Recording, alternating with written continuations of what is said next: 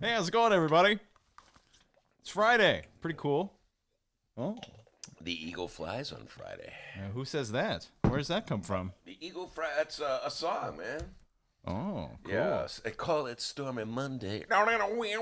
Okay, whoa, Ben is in a singing mood. Hey, hang tight now. You gotta give us a song of the day, a live stream chat. They're getting their requests in. Send your requests in. Your Ben Joravsky show for Friday, May 8th is just moments away. But before we do this, let's thank the following. Yes, please write the date down. Before we do this, let's thank the following unions for jumping on board and sponsoring this podcast. Brown Line.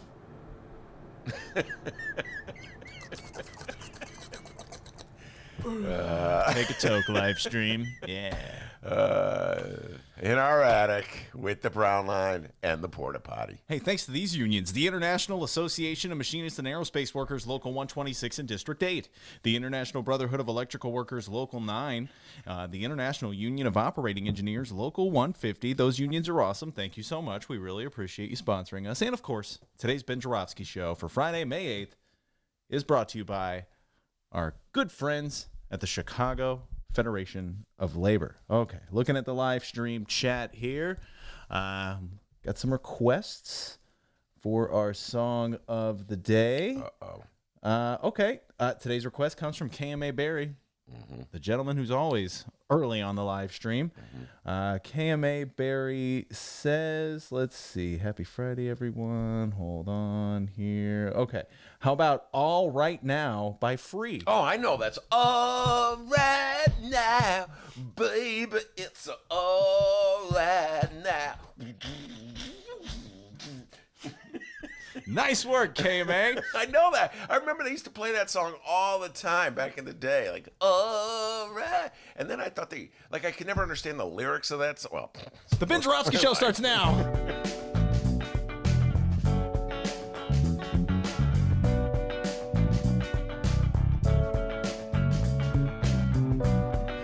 All right, now.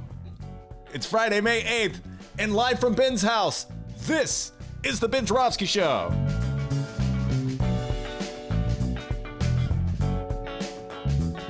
Today on the program, it's the Romana Rundown with Chicago Sun-Times editor Romana Hussein.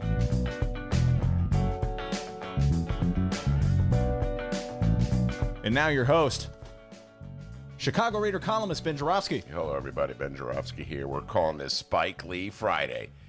And here's why. Well, I want to start this show, D, with an apology. Okay? I want to start off with a little apology to all my listeners, to Dennis, to my wife, to the guy in the porta potty, to the guy walking down the alley in the pink flip-flops, to the people on the brown line, to absolutely everybody. Wow. Yes. I woke up this morning with the best of intentions, D. Oh, yeah. I got up bright and early and I said, this is the day I take the deep dive into Michael T. Flynn. Now, you say bright and early. What time was that? About 10:10. Okay. All right. Yeah, man. Oh, excuse me, Mr. Alton had already been up, smoked a doobie, chopped some wood. Anyway, so I got up. I was going to read all the newspaper articles about the U.S. Justice Department dropping the case of Michael T. Flynn, the former top advisor to President Trump. I was going to prepare myself. I was going to call Jim Coogan later in the day, send him a text, set up a time so we could take the deep dive. Really was going to study and analyze the case. I just read some of the preliminary articles that came out there. I hadn't done the deep dive on it, like to really understand obsessively, like what were the political ramifications, why, what decision was driving them, what was motivating them, etc. We all know politics. Anyway, I got distracted, D. Surprise. Surprise. I saw this link on, I don't know how I stumbled upon it. I think it was like one of those things where I was texting for one thing. Oh, one of those things where you're texting from one thing? Wait, not texting. What's the other word? Not texting. Emailing. Yeah. Oh, this is my coworker, everybody. And I saw it trending. It's like, oh, it's trending. And it was Spike Lee was trending. I was like, why is Spike Lee trending? I click on it. Turns out he just released a 3-minute montage to his beloved New York City. And so I clicked on it, and I watched it, and I got hooked. And I ended up watching it 10 times in a row. And in fact, when Dennis came over today, that's what I was doing. I was still in my pajamas. It's Frank Sinatra's song, which I was going to sing, but instead I sang Free. All right now, baby. Anyway, now I'm going to have that song on my mind. Who was the one who suggested I do it? KMA Barry. KMA Barry, I just want to put this out to you. I'm going to have that song on my mind all day. And everybody, hey, you can get a request in for the song of the day. That's what we do now. Just show up early on the live stream chat, send us a request before we get going, and who knows, Ben may sing your song. Yeah, so anyway, I butcher your song most likely. But for 10 trivia points, D, what was the song of the day yesterday, as requested by a listener? This is a test of your short-term memory. Oh, my God. That's what I thought. What was yesterday's song of the day? Reefer. I remember it. You didn't know it. I did. Wait, you did? Yeah, I knew it. I got the one line wrong, which you knew. I have a marijuana problem. Wait, it could have been the day before, actually, now that I think about it. Our House by Crosby, Stills and Nash. Wasn't that yesterday? That was Pat Rod. No, that was 2 days ago. You didn't know yesterday. Okay. Oh, no! Lee Underwood. God bless the USA. Yeah. Okay. And I proudly stand up next to you. Look who knows that song. Yesterday you were like, I never heard of it. I didn't know the singer. So anyway, where was I? Oh, Spike Lee. I was captivated by it. I watched it over and over again. It is a montage, as I said, done to Frank Sinatra's New York, New York. Do you know that song, D? New York, New York? Yeah. Okay, good. That song is from way before you were born, from a movie, Martin Scorsese movie. Anyway, so I got mixed feelings about Spike Lee. On the one hand, I love Spike Lee's movies. If there's a Spike Lee movie, I watch it. I'm pretty much obsessed with Spike Lee. And I don't like every one of them. He's made some duds in his career, but more often than not, it's a really compelling flick, and I'm really glad I watch it. But on the other hand, D, I'm really envious of him because he's got way more talent than I do. You know what I mean? And so it's like I'll watch Spike Lee and I go, God, he's good. Ugh, my life is meaningless. And apparently he's got great seats to basketball games. That's the other thing. He's got the whole front court seats to the New York Knicks. I will now name my 5 favorite Spike Lee movies, D. Here we go. Number 1. Wait, should I? No, I'm just going to do it from the top. There's Do the Right Thing. There's Crooklyn. Have you ever seen Inside Man? Yeah, Denzel. Great. I remember flick. that. Love that. Malcolm X and Bamboozled, which is people, got ripped by the reviewers, but I kind of like Michael Rappaport's performance in it. Anyway. Was that 5? Yeah, I think I named 5. Number 5. Well, we forgot the little list. Anyway, but so I'm also jealous of him because he has a hometown. I don't really have a hometown. In fact, strike really from the sense I don't have a hometown. Spike Lee, his hometown is New York. He's proud to be identified with New York. He was born there. He's raised there. He's got the tickets to the Knicks games. He wears the Yankees hat from time to time, right? He's New York born and raised. I mean, what do I got? I guess you could say my hometown is sort of Evanston, but I was already 11 when I moved there. So what's it, Rhode Island? Yawn. You know what I'm saying? Like half the time people I tell them in Chicago, I'm from Rhode Island, they're like, where? Chicago, it's just like no clue about, what? Was that a suburb? Where? So, I really have a hometown, so I'm a little jealous of him. Can you name anybody famous from Rhode Island? Can I name anybody famous from Rhode Island? Oh, yeah. I got it pulled up online. I'm looking here. So it's been so long. Aside from no, I like. The Farley brothers are from Rhode Island. Farley brothers? Yeah, are they from Fall Rivers, Massachusetts? I think they're from Providence, Rhode Island. I'll go with Farley brothers. All right, I'll look that up. I got 2 actors here. James Woods. You love him. Oh, my God. He's from Rhode Island. He's from Barrington, Rhode Island? No, it doesn't say where. Okay. I don't know. Yeah, it's my favorite, James Woods. And suddenly in life, he decided, I'm going to become a raving conservative. And Janine Garofalo kind of balances it out there, also from Rhode Island. That's correct. I did not know that. Seth MacFarlane from Rhode Island. That's correct. Seth MacFarlane from Providence, Rhode Island. Yeah, I love Seth. You like Seth MacFarlane, do you? Yeah, he's okay. Okay.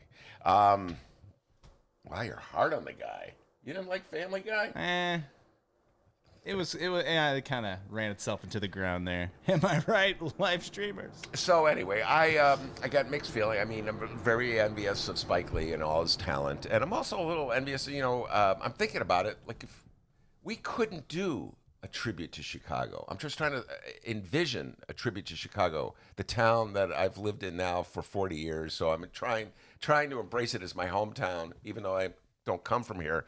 I mean, we can't do it. For one thing, I'm trying to think, what song would we use?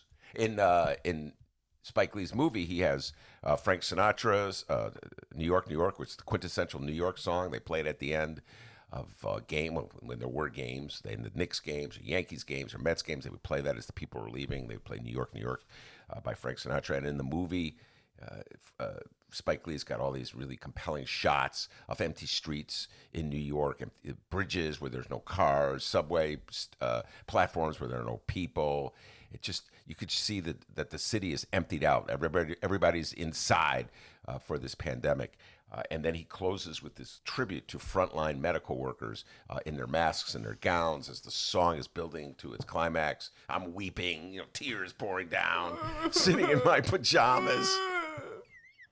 Yeah, I'm a little embarrassed to admit that. But anyway, so what would our song be? I mean, first of all, who would our filmmaker be? We don't have like one quintessential Chicago filmmaker. Like New York's got Spike Lee or Marty Scorsese. Who do we have? One person who constantly comes back to Chicago and does films set in Chicago with Chicago as the backdrop. We don't have that.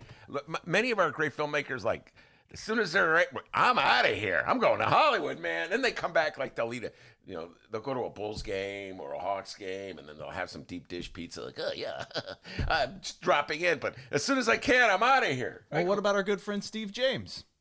Love Steve James. Steve James, first of all, is not from Chicago. Oh, okay. Steve James is from Virginia, as we talked about in the interview we did last week, which very good. I'm trying to think of some, Steve James did a great movie about Chicago. He's done several movies, great movies about Chicago, Hoop Dreams, but he's not from Chicago, and he doesn't even live in Chicago right now. So we don't really have that one quintessential Chicago filmmaker. And by the way, D, what song would we use? All right? Now, when I said this to Dennis earlier in the day, I said, what song would he use? The first song that he said was Sweet Home Chicago. All right. That's that one damn song about Chicago. Which version? Remember we played, the accordion version, of course. Okay. I gotta go find that. Yeah, we gotta find that one. I mean, so do you do the Blues Brothers version? The Robert Johnson version of the song? I think maybe the first version. Don't quote me on that. Or do you we never quote you on anything. Yeah, just don't quote me, okay? Well, I heard this by Ben Joravsky, and then it's wrong. Don't quote me. I heard from this genius named Ben Joravsky. Or do we do the Barack Obama version? Have you ever heard Barack Obama? Easy for you to say. Barack Obama's version of the song, D? No, I have not. Yeah, he did it at some. I think B.B. King was doing. Come on, baby, don't you want to go? Yeah, that's exactly. Sweet Home Chicago. Oh, by the way, speaking of guys who are not from Chicago and got out of here as soon as they could, well, that's about it for me in Chicago. People in Chicago are always leaving Chicago, and then they come back. Oh, I love it, but not enough to hang around, of course. Then there's the Frank Sinatra song about Chicago, my hometown. You know that song, D? Chicago, Chicago, a town in town. They could use that song as. But then, I think my grandma loved that song. I love that. Yeah, okay, old people jokes. That's correct.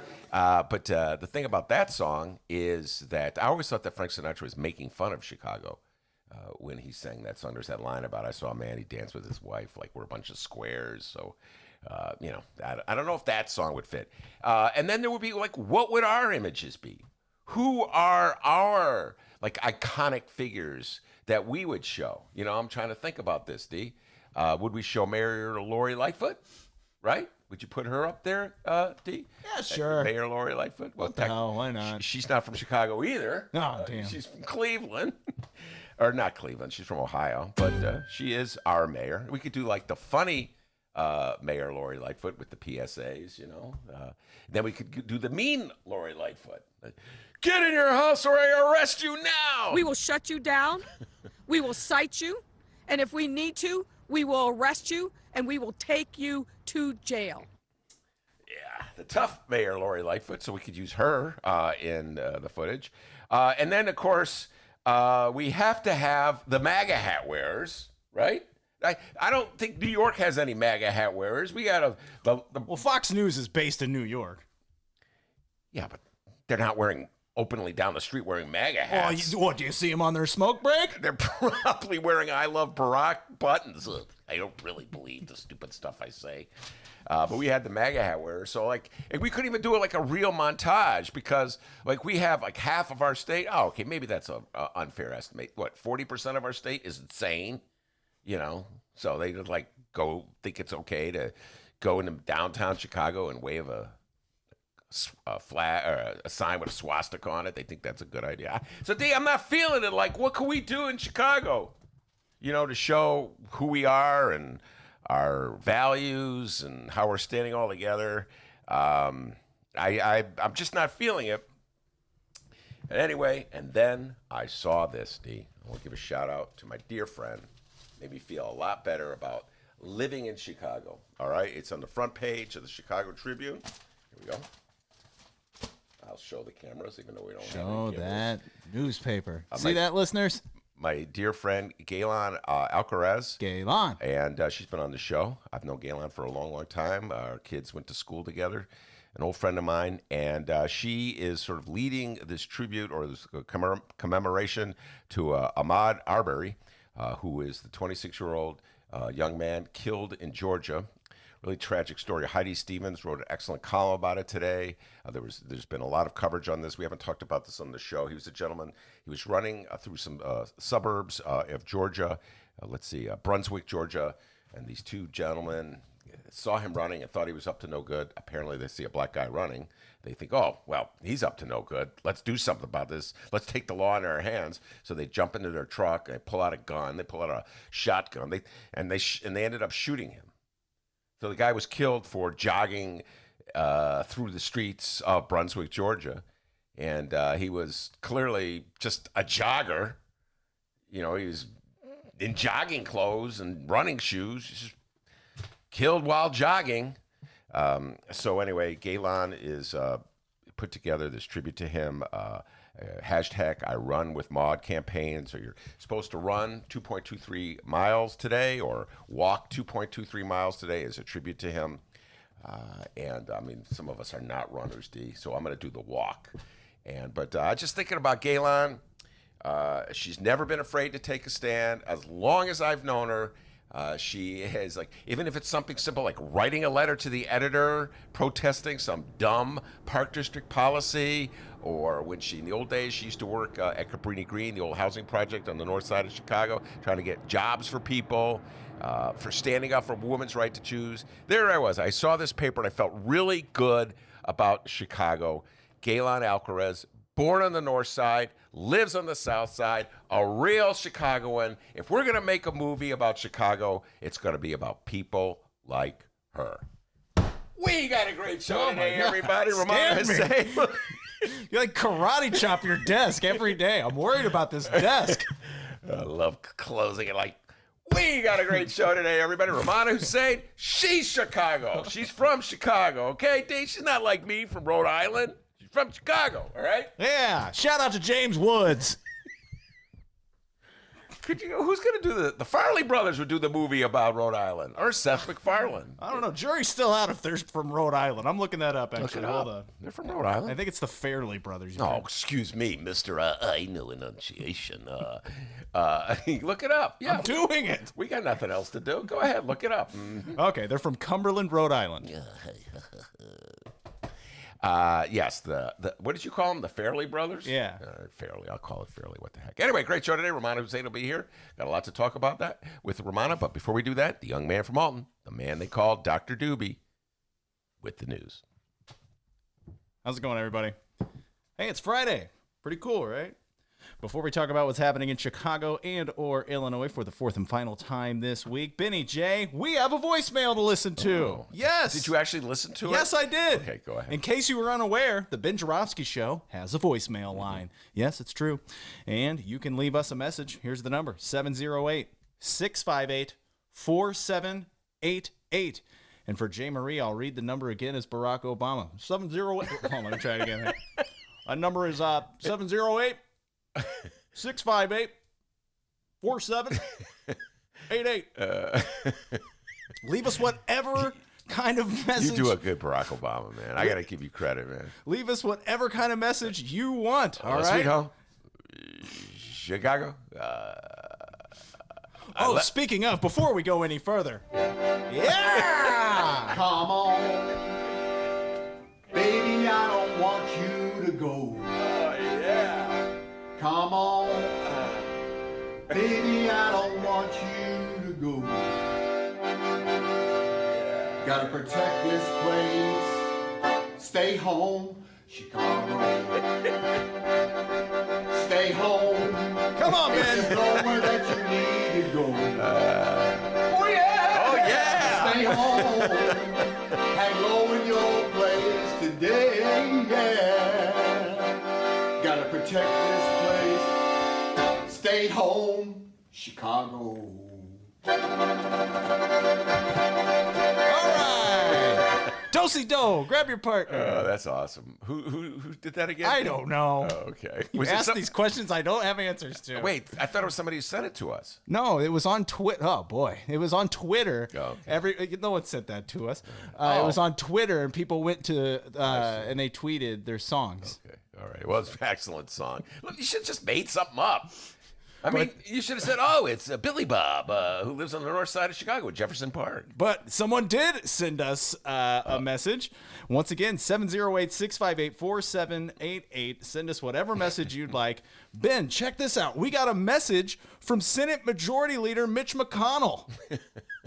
Wasn't us. This is Senate Majority Leader McConnell, regular listener to the Ben Joravsky show.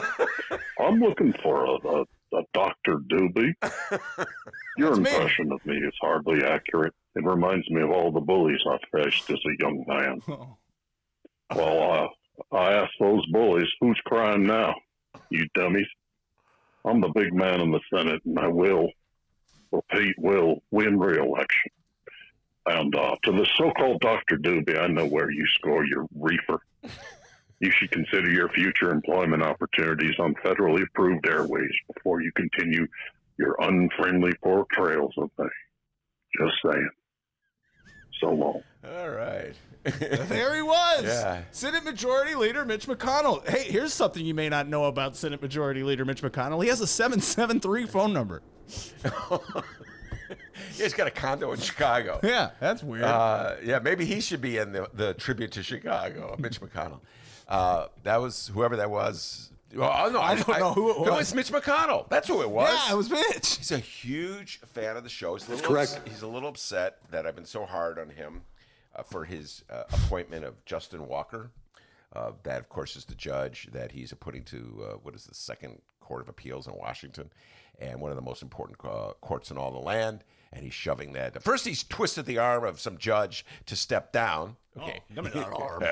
You got to step down. I want to twist your arm. Oh, but I really like my job. Shut up, leave. And so the guy left, and now he's putting in this like 37-year-old Stepford wife who just does whatever Mitch McConnell says. I am a robot. I have no mind of my own. You know, I'm really trying. You know, D, you know me. You've known me for a long time. I'm always trying to see the other side.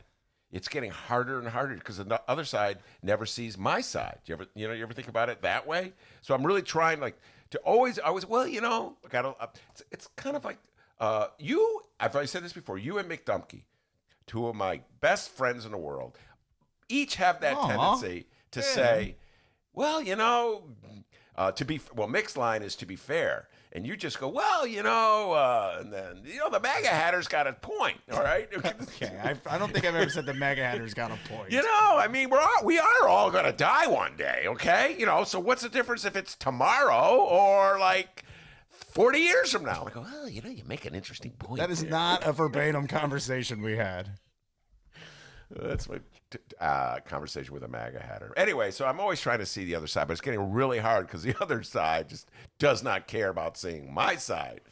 So I'm like, all right, if you're not going to see my side at all, if you're not going to concede that the left has a good point, right wing, I'm not conceding anything. I think I made this announcement already, D. I am officially dropping out of writing stories about corrupt and crooked Chicago Democrats. Oh, I think really? I made that announcement back at the studio, but it was so long ago, we've all forgotten it. You know what? It's like I've spent my entire life writing stories about how crooked and corrupt Chicago Democrats are, and I'm looking for a little love from, the Republicans of the state to chime in about how they're all. Oh, Ben, I suggest you get a hobby, pal. You may need something else to write about very soon. Well, Donald Trump kind of gives me quite a bit. E. Jean Carroll, ladies and gentlemen. E. Jean Carroll accused Donald Trump of rape. We sometimes forget that the president of the United States, the man that I can't even say most of the people in this country voted for. Most of the people in Michigan and Wisconsin voted for. How about that? Has been accused of rape. So anyway, I don't even know where I was going on this one, D. By the way, look for the next article from Ben Joravsky, The Politics of Gardening. He's really looking for new things to talk about. I know. I'm through writing about corrupt Chicago Democrats. I've done 30 years of Chicago corrupt Democrat stories, and I'm still waiting for the Tribune's editorial board to weigh in on corrupt Republicans. He's going to talk about that damn serpent fertilizer. Get ready, guys. Speaking of, gardening guru Mike Novak's going to be joining us for a Benny J bonus interview. You guys should check out our Benny J bonus interviews. Turns out I fibbed a little bit yesterday.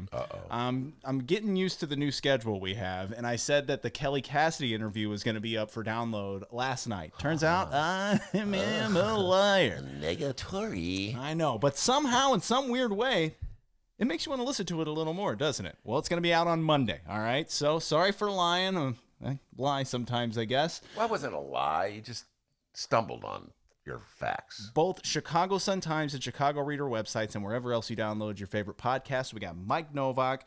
We're going to be talking to him after today's show.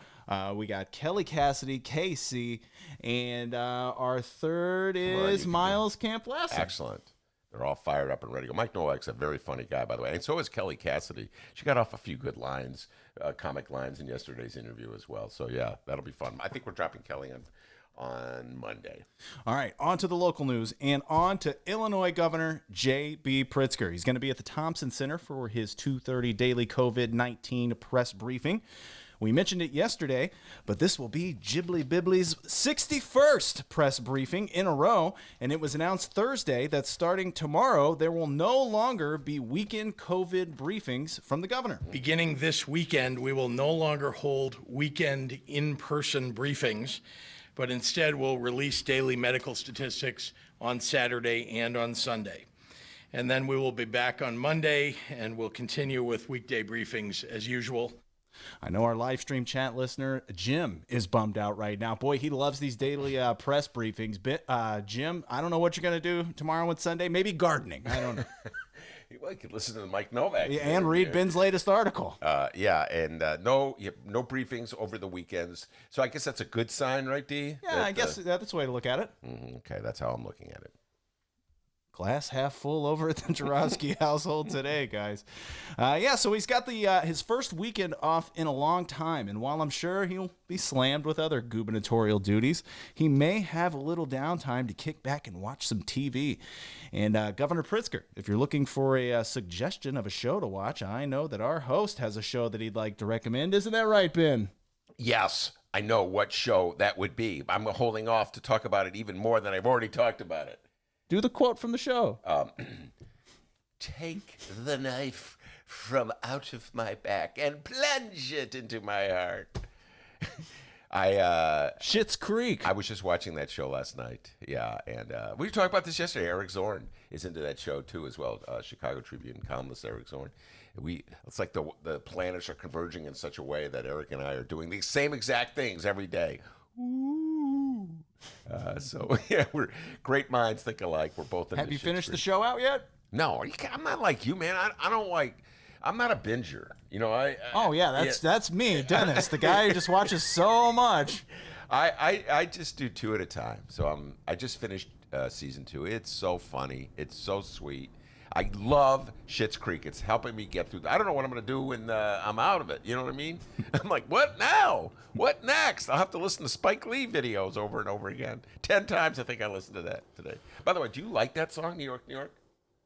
The Alicia Keys Jay-Z song? No.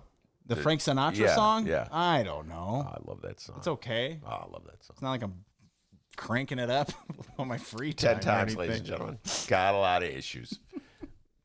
All right, now let's talk restaurants and churches. Oh, yeah. I have- Definitely want to talk about this. I have two stories here.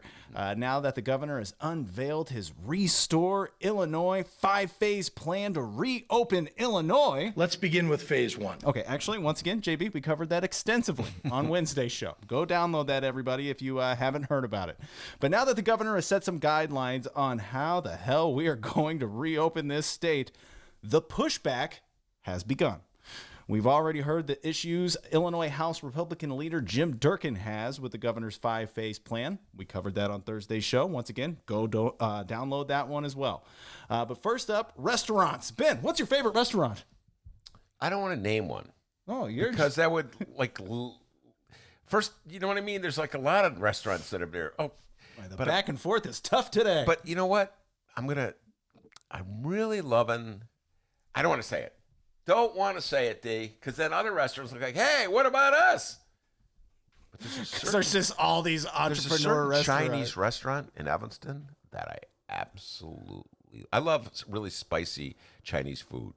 So there's this one restaurant in Evanston. Oh, I'll say it, Peppercorn. I love you, Peppercorn. That's correct. And they're open during the pandemic, of course, only for takeout. Find Ben Joravsky waiting for food at Peppercorn Yes. this weekend. It's been kind of there's been moments when it's been a little uncomfortable in the waiting room because there's 5 other people in the room, and everybody's got their masks on. And don't get too close to me now. Stay over there. Don't cut. There's a line there. And then somebody will always just break the protocol. You ever had that happen to you, D? Someone is just oblivious. He's on the phone. I'm sorry, sir. That's 4 feet. Back off, Boogaloo. Hey, maybe if you show up at Peppercorn this weekend, Ben Joravsky will freak out and walk away from you.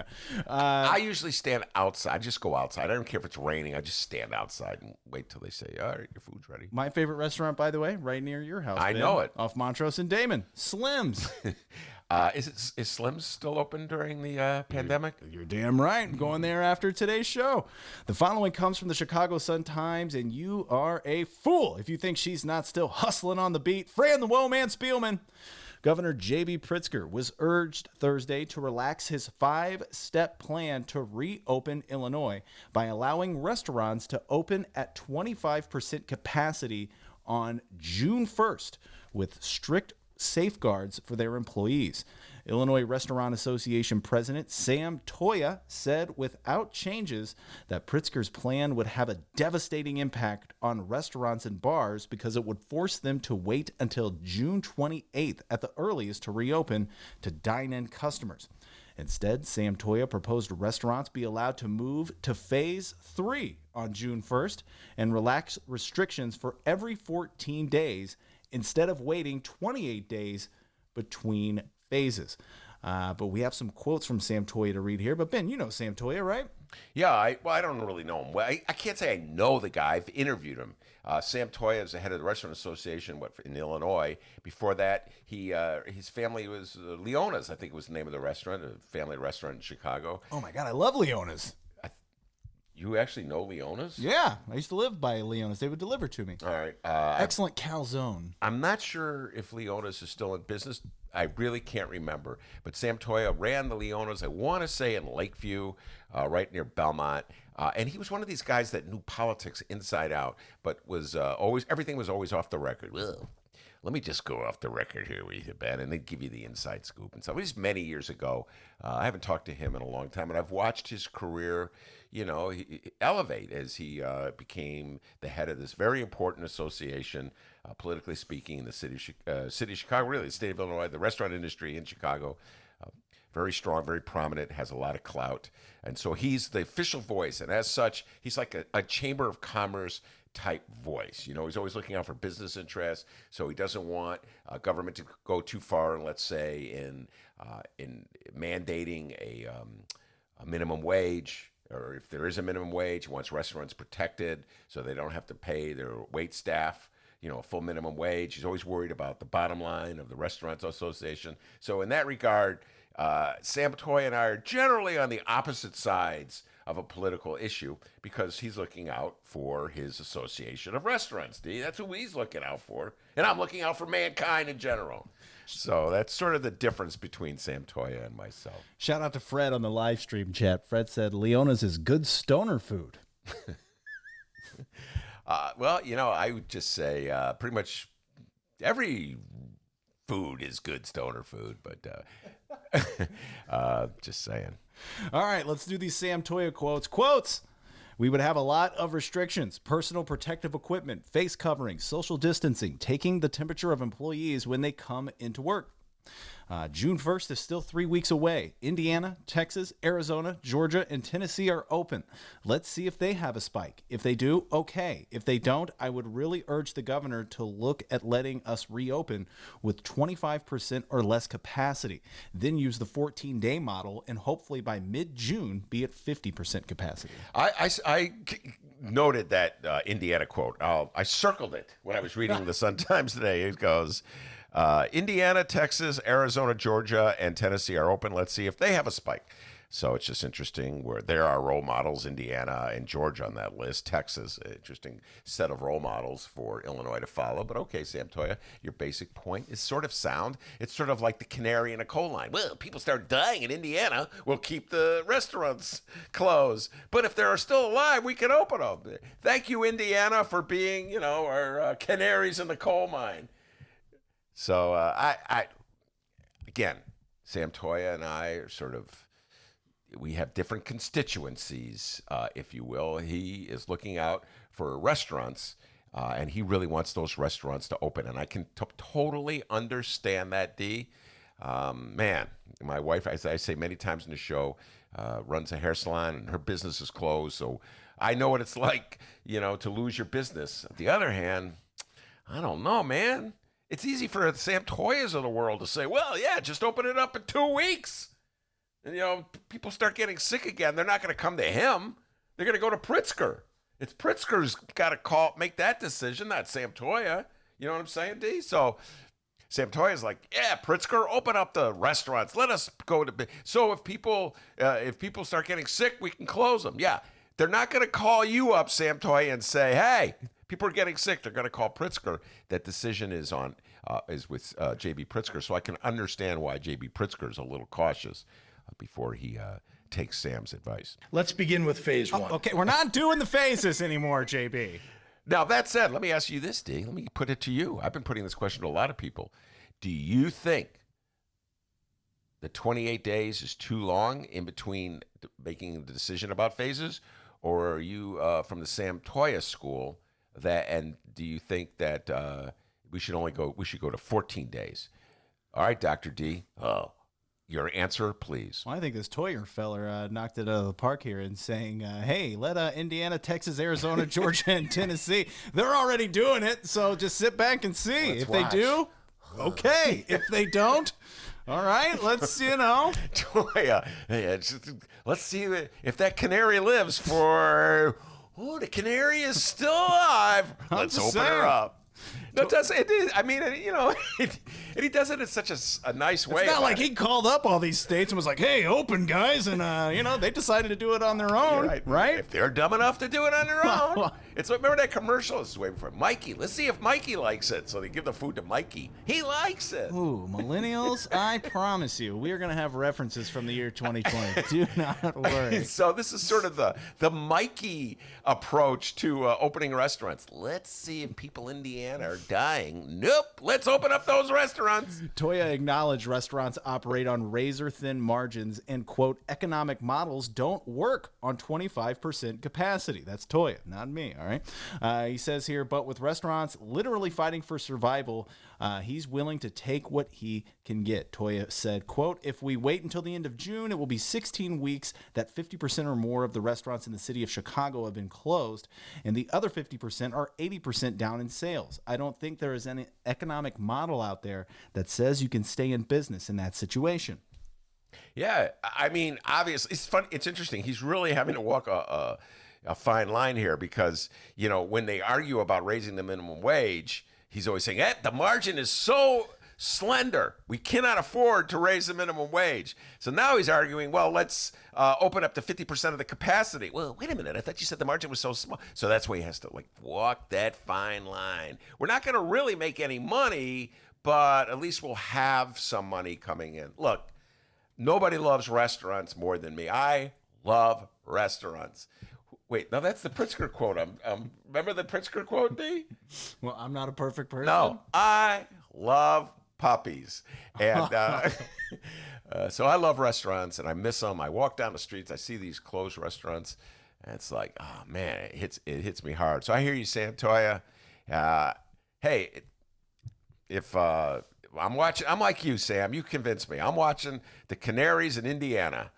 See how they do. If they're still kicking in 2 weeks. You're acting like, hey, Sam Toya here. Hey, won't you guys, I don't know, reopen? Think about it, you know? No, Sam Toya approach is, let's see what's going on in Indiana there. Yeah. And for the record, I love puppies. Love puppies, yes. So, yeah, but it's interesting. I'd walk that thin, we won't make money at 50%, but at least we'll have some money. He's right.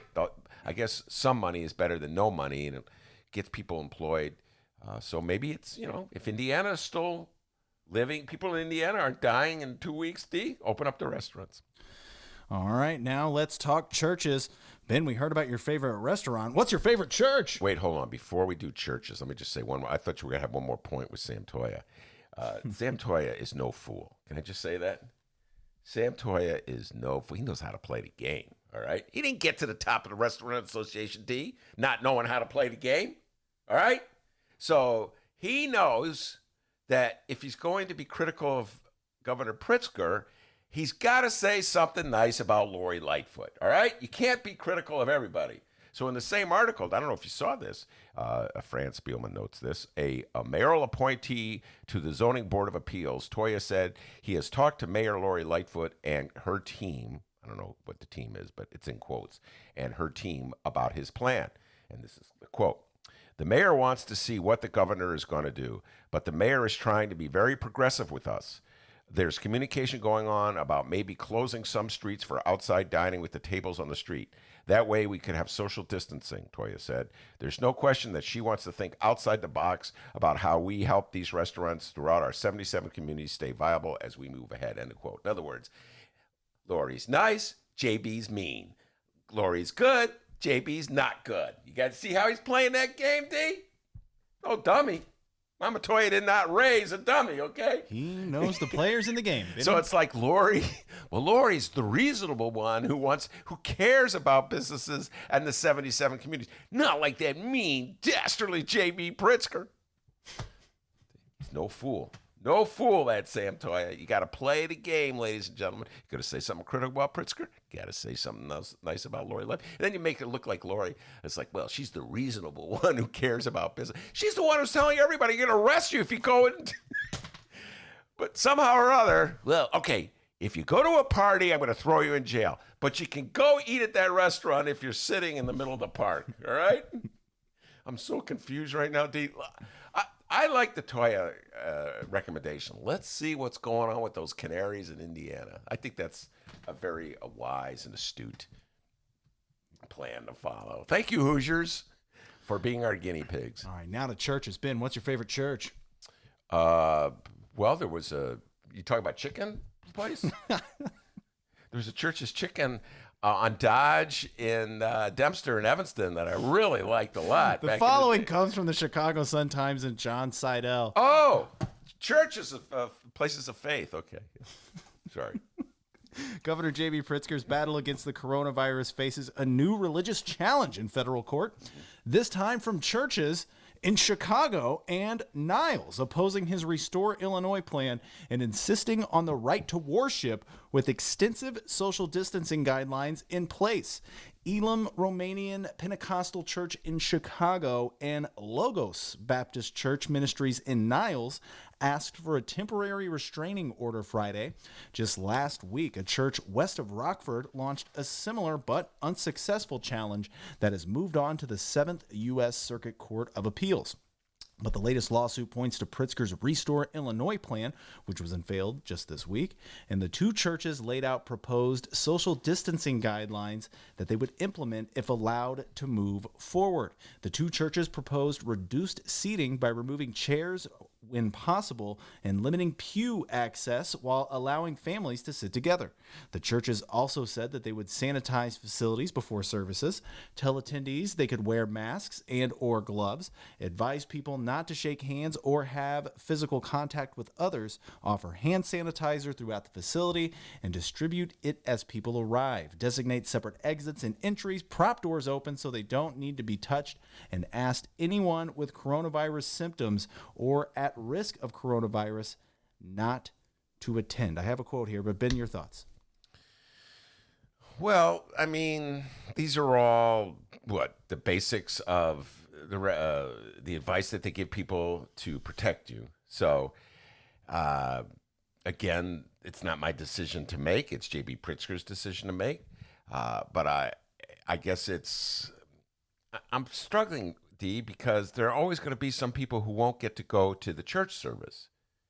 So if you want to go back to the way it was, you're still going to be telling some of your parishioners you can't come in. You're limiting access to the church, right? And so you're saying that there's people who are really out there who feel a spiritual need that's being unmet, that they have to fulfill. They have to be in that church, to be in that communal setting, that the virtual church services don't work for them. It's just a compelling, driving need, as strong and as powerful as the compelling need someone might say have for, I don't know, their open liquor stores. This is the contrast that the churches give. Like, why is a church closed and a liquor store open? Remember that? You know, so people, well, I have a compelling need to buy some liquor so I can drink to calm my nerves and reassure me. Whatever alcohol does, the benefits of alcohol, if there are any benefits, and I think there are. So the same thing could be applied to a church. You're still limiting the access that people have to that church. So having said that, listen, I tend to be more tolerant than J.B. Pritzker, but I'm not the one making these. I have that. Remember I said this, D? I can't help myself. It's that Mick Dumke gene in me, that Dr. D gene in me. We're like, well, he makes a good point, and they make a good point. So if you practice social distancing, if you limit the interaction, that you make sure that it's like going into Trader Joe's, when you're in line at Trader Joe's or Jewel or Whole Food or whatever, they make you wait 6 feet and when you're in the line. If you do all those things, why can't you open the church? But then, there's still going to be someone complaining, well, I couldn't get in. Is he going to file a lawsuit? So, I'm kind of all over the map on this one, D. So I guess, just being extra cautious, corona-proof the hell out of a place. And I guess that's the approach, right? Yeah, it's the logical, obvious approach. I have a sense that once you open churches, that approach will fall. Like again, who's going to be the person who stands at the door and tells someone, I'm sorry, sir, we've already reached our limit. You can't go in to this church because we've reached the maximum. I got a funny feeling, D, that I'm just going to, go in there. Go in. You know what I'm saying? And so I'm also really trying to be sensitive to people of faith who it's really important for them to go to church. I'm not a strong person of any faith, so I don't go to any church, synagogue, or mosque on a regular basis. And so I'm trying to be as tolerant and open-minded as I can to people who are different points of view than me. I hope they would respect my points of view. Sometimes they don't.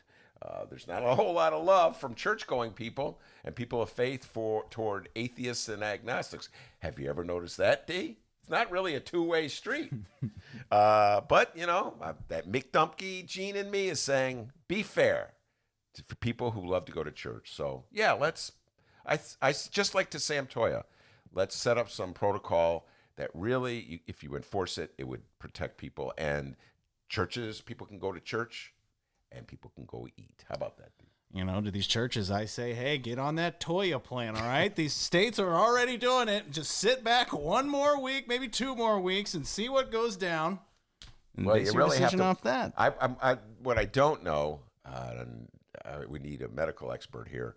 Like how long do you have to wait for Is that guy in the pink flip-flops a medical expert? Hey! No, but see the one guy there with the mask getting into the car? Maybe I'll ask him. That I think he's a food deliverer. There's a business over there on the other side of the alley where it's carry-out meals. Yeah. So you'll notice there's a long line of cars. But I wonder how long you really have to wait before like there's a second wave of viruses, of patients. Do you follow what I'm saying, D? So it's like, well, 2 weeks, nobody is, they're all kicking still in Indiana, and then they start putting pressure on JB to open up restaurants and churches, and then all of a sudden 2 weeks later, a lot of people get ill in Indiana, so got to wait and see a little bit. All right, I have quoted documentation of the lawsuit here from the churches to Pritzker. Quote, to be clear, plaintiffs merely seek a temporary restraining order preventing plaintiffs, their pastors, and their congregants from being subject to criminal sanctions for hosting in-person worship services on Sunday, during which plaintiffs will implement social distancing and hygiene protections on an equal basis with other non-religious gatherings. It's so reasonable. Yeah, so reasonable. But what's your thoughts, D? You're not a churchgoer, are you? No. Never really been. I remember my grandma would take me when I was a kid, and I'd just fall asleep every time. So as soon as you had your opportunity to go, you didn't go. Yeah. And my parents weren't that religious, thank God. They're just, like that was my plan. Hey, Toya's got the right idea. Well, it's a very potent political message that the MAGA hat wearers and the Trumpsters are emanating. And it fits into a larger theme that somehow or other the Democratic Party is ruled by people who are anti-religion or in particular, anti-Christianity. They're pro. I remember for a while they were putting out this message that people were allowed to go to mosques, but they weren't allowed to go to churches. I don't know where they got that. You know what I'm saying? I don't know how they stitched that one together, but I used to get messages from that. So they beam that out. And the message they're putting off is that they're persecuted, a majority that's being persecuted by a minority. So everybody has to claim a certain victimhood, even if you're on the top of the heap. Even if the Republican Party, remember the Republican Party, you control the White House, you control the Senate, you control the Supreme Court. For the first 2 years of Trump, you control the House of Representatives. Even if you're a member of that party, you still have to present yourself as a persecuted people that's unfairly being picked on. And so that's kind of the theme in general of the MAGA hatters who show up to protest, that Pritzker's picking on them, that he's doing this like because he doesn't like them, because he's over abusing his powers. As opposed to, I don't know, listening to the scientists and trying to protect people, being the person who's responsible if there's an outbreak of the virus again and people are dying.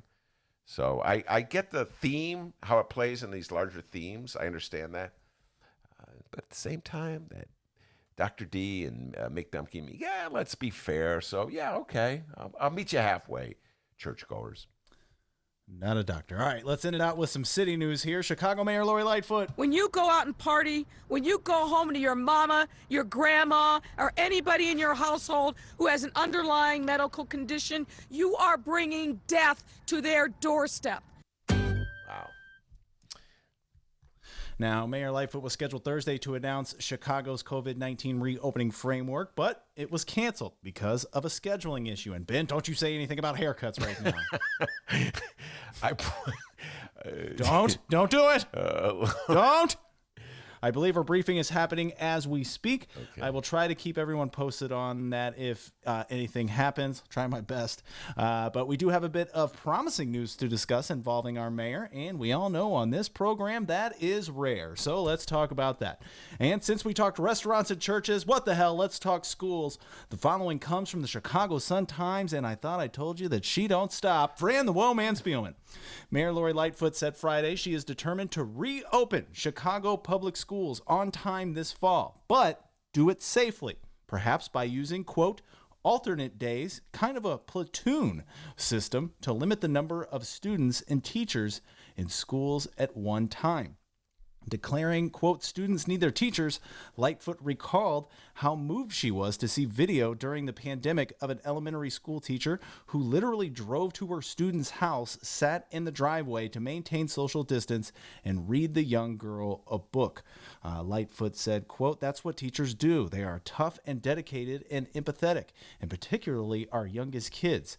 They need that touch. They need that social immersion and learning. And the best way they can get that is being in a classroom with their peers. We have to do that in a way that is smart and safe, not only for the children, but also for the entire school community. The teachers, the janitors, the lunchroom cooks. I can envision a world, certainly by the start of school in September, that we can do that. There are lots of different options on the table, having alternate days, kind of a platoon circumstance, really limiting the number of kids that are in a classroom at any given time. We're looking at a range of different options, but my goal is to reopen school in the fall. Well, wow, that's a lot there. First of all, Lori and I see eye to eye with our respect and love for teachers, Mayor Lightfoot, I should say, and I see eye to eye. I'm really happy that she has nice things to say about teachers. It's a little different back in November or October when the teachers were in strike. Do you remember that? And then I have such great things to say about teachers. That it's one of the very few benefits of the pandemic is apparently many of our leaders are now starting to appreciate teachers and nurses a little more. And so I'm happy to hear her say those nice words about the teachers. I also saw there were some nice words about teachers in the both mainstream papers, Sun-Times and the Tribune, as opposed to back in October when it was shut up and take the money. It's winter depression. You know what I mean? Shut up and take the money. No one's happy when it's cold outside. It's warm out. People are happy now, you know? So, yeah, it's good to see that everybody's starting to appreciate teachers. They don't like teachers when teachers are demanding something. It's like, you have a great job. You have an important job. Shut up. Do your job. Take the money we give you. Fall in line. Drop down. Give me 10 push-ups. They don't love teachers then. They only love teachers when, like, teachers are kind of helpless. You know, like, when teachers don't ask for money, when teachers are willing to take a pay cut, when teachers are willing to allow like 50 kids in a class, then they love teachers. What a great person, a teacher. Teachers are just letting us slap them around a little bit. That's when they love teachers. And it's just weird with where we are right now. Like I said, that was good news, promising news, but is that good, promising news? Should we try to open in the fall? Should we just, it's just up in the air right now, right? Again, the Sam Toya advice. Let's see what's going on in Indiana. I'm telling you, this Toya. Toya's a smart guy. Trailblazer. It's the schools is, thank goodness I'm not the person who has to make this decision. Oh, we could say that a million times over, Pally. Mayor Lightfoot and Governor Pritzker, I do not envy you because this is a tremendous amount of responsibility you have. So I tease you a little bit, but I do not envy you. And it's easy for the Sam Toyas of the world to sit back there and go, open it up. Let's look at Indiana. He's not going to be accountable for anything that happens once the restaurants are open, and it's similar with the schools. Absolutely. The disadvantages that low-income kids have as in comparison to wealthier kids is one that grows day to day anyway. Just imagine what it's like now when there's no school. So I respect Lori Lightfoot for being concerned about this and wanting to do what you can to open the schools. But we have to see. Who knows where we'll be in August, D? We keep saying that. You and I joke about going back to the studio in June. We don't know. We may still be in this this attic in August. So, they make sense. All those precautions that she's talking about. I don't know about this at-home learning, this e-learning. Well, there's so many questions about the at-home learning that, like, J.B. Pritzker was like, get ready for e-learning, everybody. No. But it's just like, well, who's going to pay the internet bill? There's just so many questions that have to be answered before we get prepared for e-learning. Yeah, either it just exacerbates all the disadvantages that already exist, e-learning, and it's a joke. It's funny. I saw an article in the paper. These upscale parents in New York were having this moment of appreciation for the teachers because they're at home with their kids, and they're being the teacher. And they were like, oh, my God, I didn't realize this was so hard. Trying to get little Johnny to, understand math. And so the parent knows. Parent has no patience. Because, see, a lot of parents, man, they get kind of angry at their kids when their kids are not succeeding and successful. You get what I'm saying, D? Like, they just expect their kid to be smart. And so then they're not the most patient people in the world. And there's everything they could do to avoid saying, you beeping moron, you don't get this? What are you, stupid? You know what I'm saying? So, like, teachers have that little critical distance in most cases. They're not as personally tied to it. Bad teaching technique, by the way. Yeah, what are you, stupid? Huh? Bad teaching technique.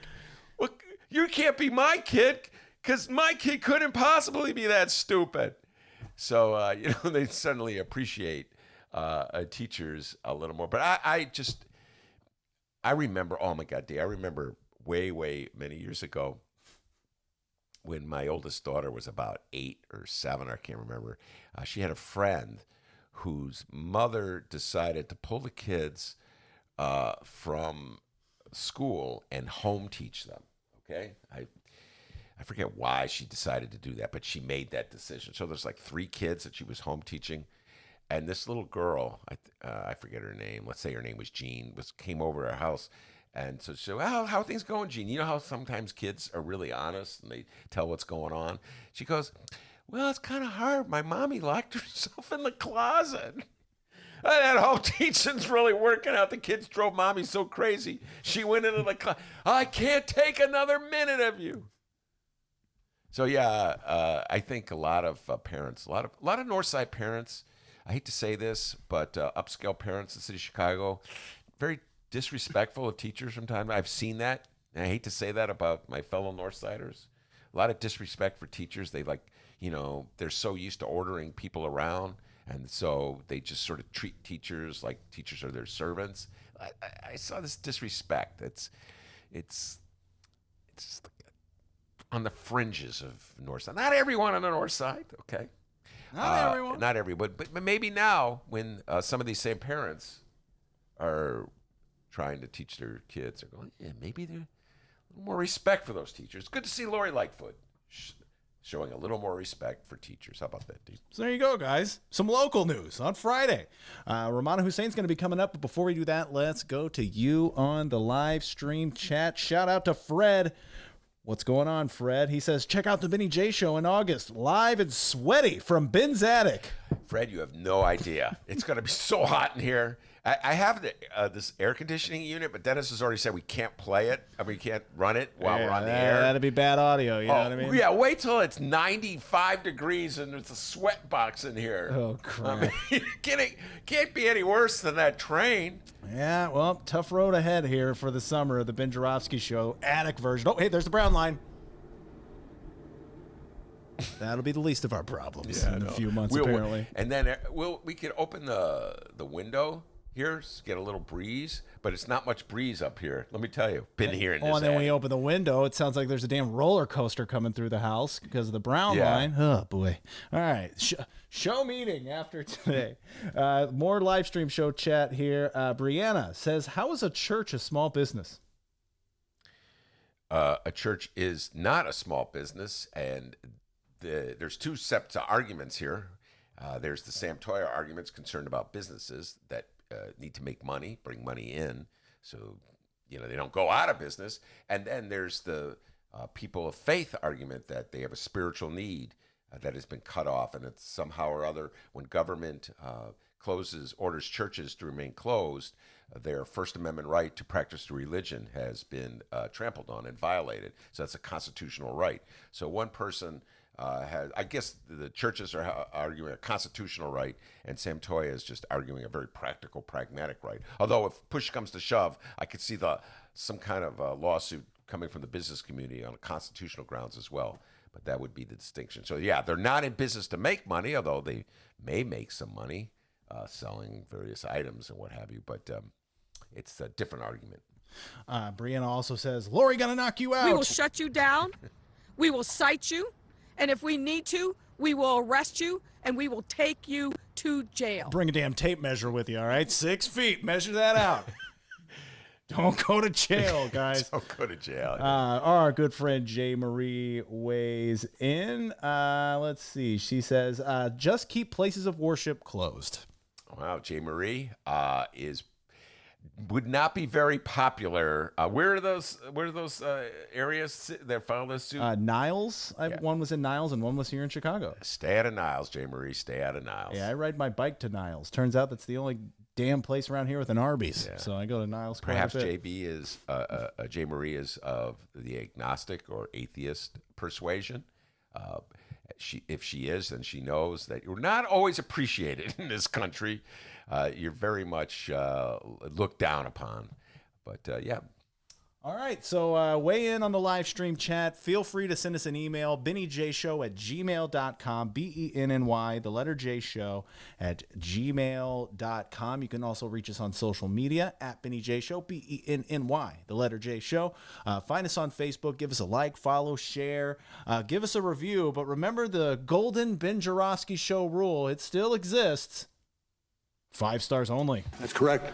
And also, our Benny J bonus interviews are going to be happening this weekend. Make sure to go download those at both Chicago Sun-Times and Chicago Reader websites and wherever else you download your favorite podcast. And yes, the Ben Joravsky Show has a phone number. Leave us a voicemail like Mitch McConnell did, 708-658-4788.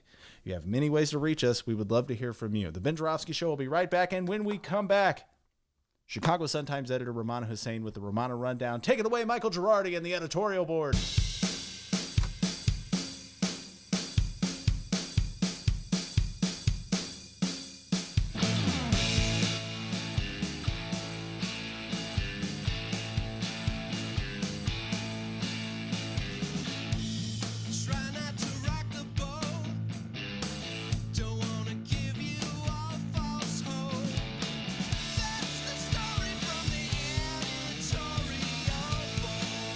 Correct. That's correct.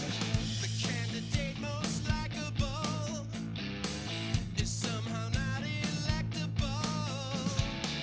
That's the story from the editorial board. Let's begin with phase one. We'd like to save the world when it's under attack, but how you gonna pay for that? We will shut you down. We will cite you. And if we need to, we will arrest you and we will take you to jail. When people want proof that the world ain't flat, we'll just give them their money back. Oh yeah!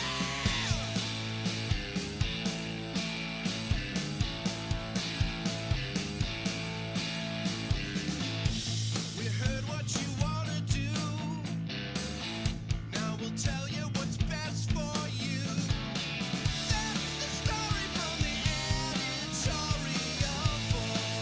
Correct. A little tip for the working man. Your employers are all our friends. That's the story from the editorial board. Let's begin with phase one. That's the story from the editorial board. We'd like to save the world when it's under attack. But how you gonna pay for that? Ow!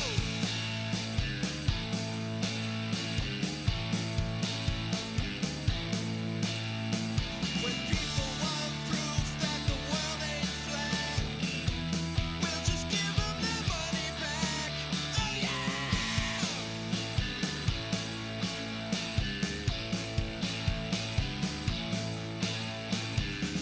That's the story from the editorial board. That's the story from the editorial board. That's correct. That's the story from the editorial board. That's the story from the editorial board. I'm not a perfect person. Hell yeah. All right, welcome back, everybody. It's the Ben Joravsky Show. Yes, we're live in Ben's attic. Romana Hussein, we're going to call her up right now. It's Friday. Anything goes Friday. We're getting crazy here. Just calling people up live on the air. Let's hope it goes well, huh? I love that song, Editorial Board by Michael Bird. Playing air guitar to it. Oh, yeah. Love that song. All right, Romana? Romana? Yeah. All right, Romana Hussein. Can you hear me, Romana? Yeah, can you hear me? All right. Our favorite moment in every show since we moved to the attic, connecting with our guests by phone. It always freaks us out, Romana. Like, Just you. I kind of like it. okay. Mr. Cool and Calm likes it. So welcome. Happy Friday, Romana. You're safe and sound today? Yeah, safe as I can be. You're Stuck inside, but stuck fine. inside. Missing. Sound bummed out. I know you sound bummed out today. Yeah. Do you miss the bright one today? Yeah, I do. I miss working. I miss going out, but I think we're gonna have to do this for a while. So. Well, actually, that's one of the things I want to talk to you about. Since you mentioned it, let's start with that one first. I also want to. I have a whole list of things I want to talk about with Romana. Definitely get her thoughts on Tara Reid and E. Jean Carroll. I want to talk about Ahmaud Arbery, shot in Georgia. Finally, that case is coming at least the people have been arrested. And then she has an interesting story about a protester she saw on the Northwest side. But in terms of opening up, I was reading the story. We talked a lot about this today, so just get your thoughts right off the bat. Sam Toya, who's the head of the Restaurant Association, speaking for his members, very impatient, feels that the state has to be faster about opening up because businesses are going to just go bankrupt. Restaurants will go out of business. And he's suggesting that we look at Indiana, see what's happening. Indiana's opening up a little faster. So if, people aren't getting sick in Indiana, okay, maybe that's a sign that we can afford to open up. What's your thoughts on all this, Romana? Well, I think every city, every municipality, every state is different. So you can't look necessarily at neighboring states. I think especially when it comes to Illinois, I know there's Governor Pritzker talked about different areas that probably aren't as populated as Chicago, and maybe they'll have a different plan of action. But you can't compare, I think, Chicago to Indiana, most places in Indiana. I'm just thinking out loud here because I have a niece who just went back to Milwaukee yesterday or 2 days ago, and she's in a 7-year program. It's an MD PhD program, and they stopped. She was working in a lab, and they stopped working. There was someone just checking in on the mice, I guess, to feed the mice that they had in the lab. But she came home, but she went back this week because they started work again, and they were working in shifts. So she was saying in Milwaukee, there's fewer cases, there's fewer people there. So, you have to look at each state, and I'm sure Governor Pritzker is looking at what he's saying he's looking at what the doctors are recommending, and based on what they're saying and what the numbers they're seeing, and they're working on that plan of action. Of course, it's really, on the other hand, it's easy to sympathize with the Illinois Restaurant Association because there are a lot of smaller restaurants, and you do wonder what's going to happen to them. There's a lot of people who are employed by the restaurants, not just necessarily the people who own the restaurants, but there's people like the waiters, the waitresses, the busboys, the cooks, and a lot of them that's their income, and they're not working right now. So I understand the struggle, and I think Sam Toya was saying that instead of a 30-day wait period to see, Governor Pritzker has this 5-step plan, and number 5 is when you reopen in some fashion, and we're on number 2 right now. And to get to number 3, some restaurants can open with only 25% capacity. And Sam Toya is saying to push that 30-day date to check again to 14 days. He's saying that there's going to be about 20 restaurants that are going to shut down permanently. And if we wait until June, he's saying it'll be 45%.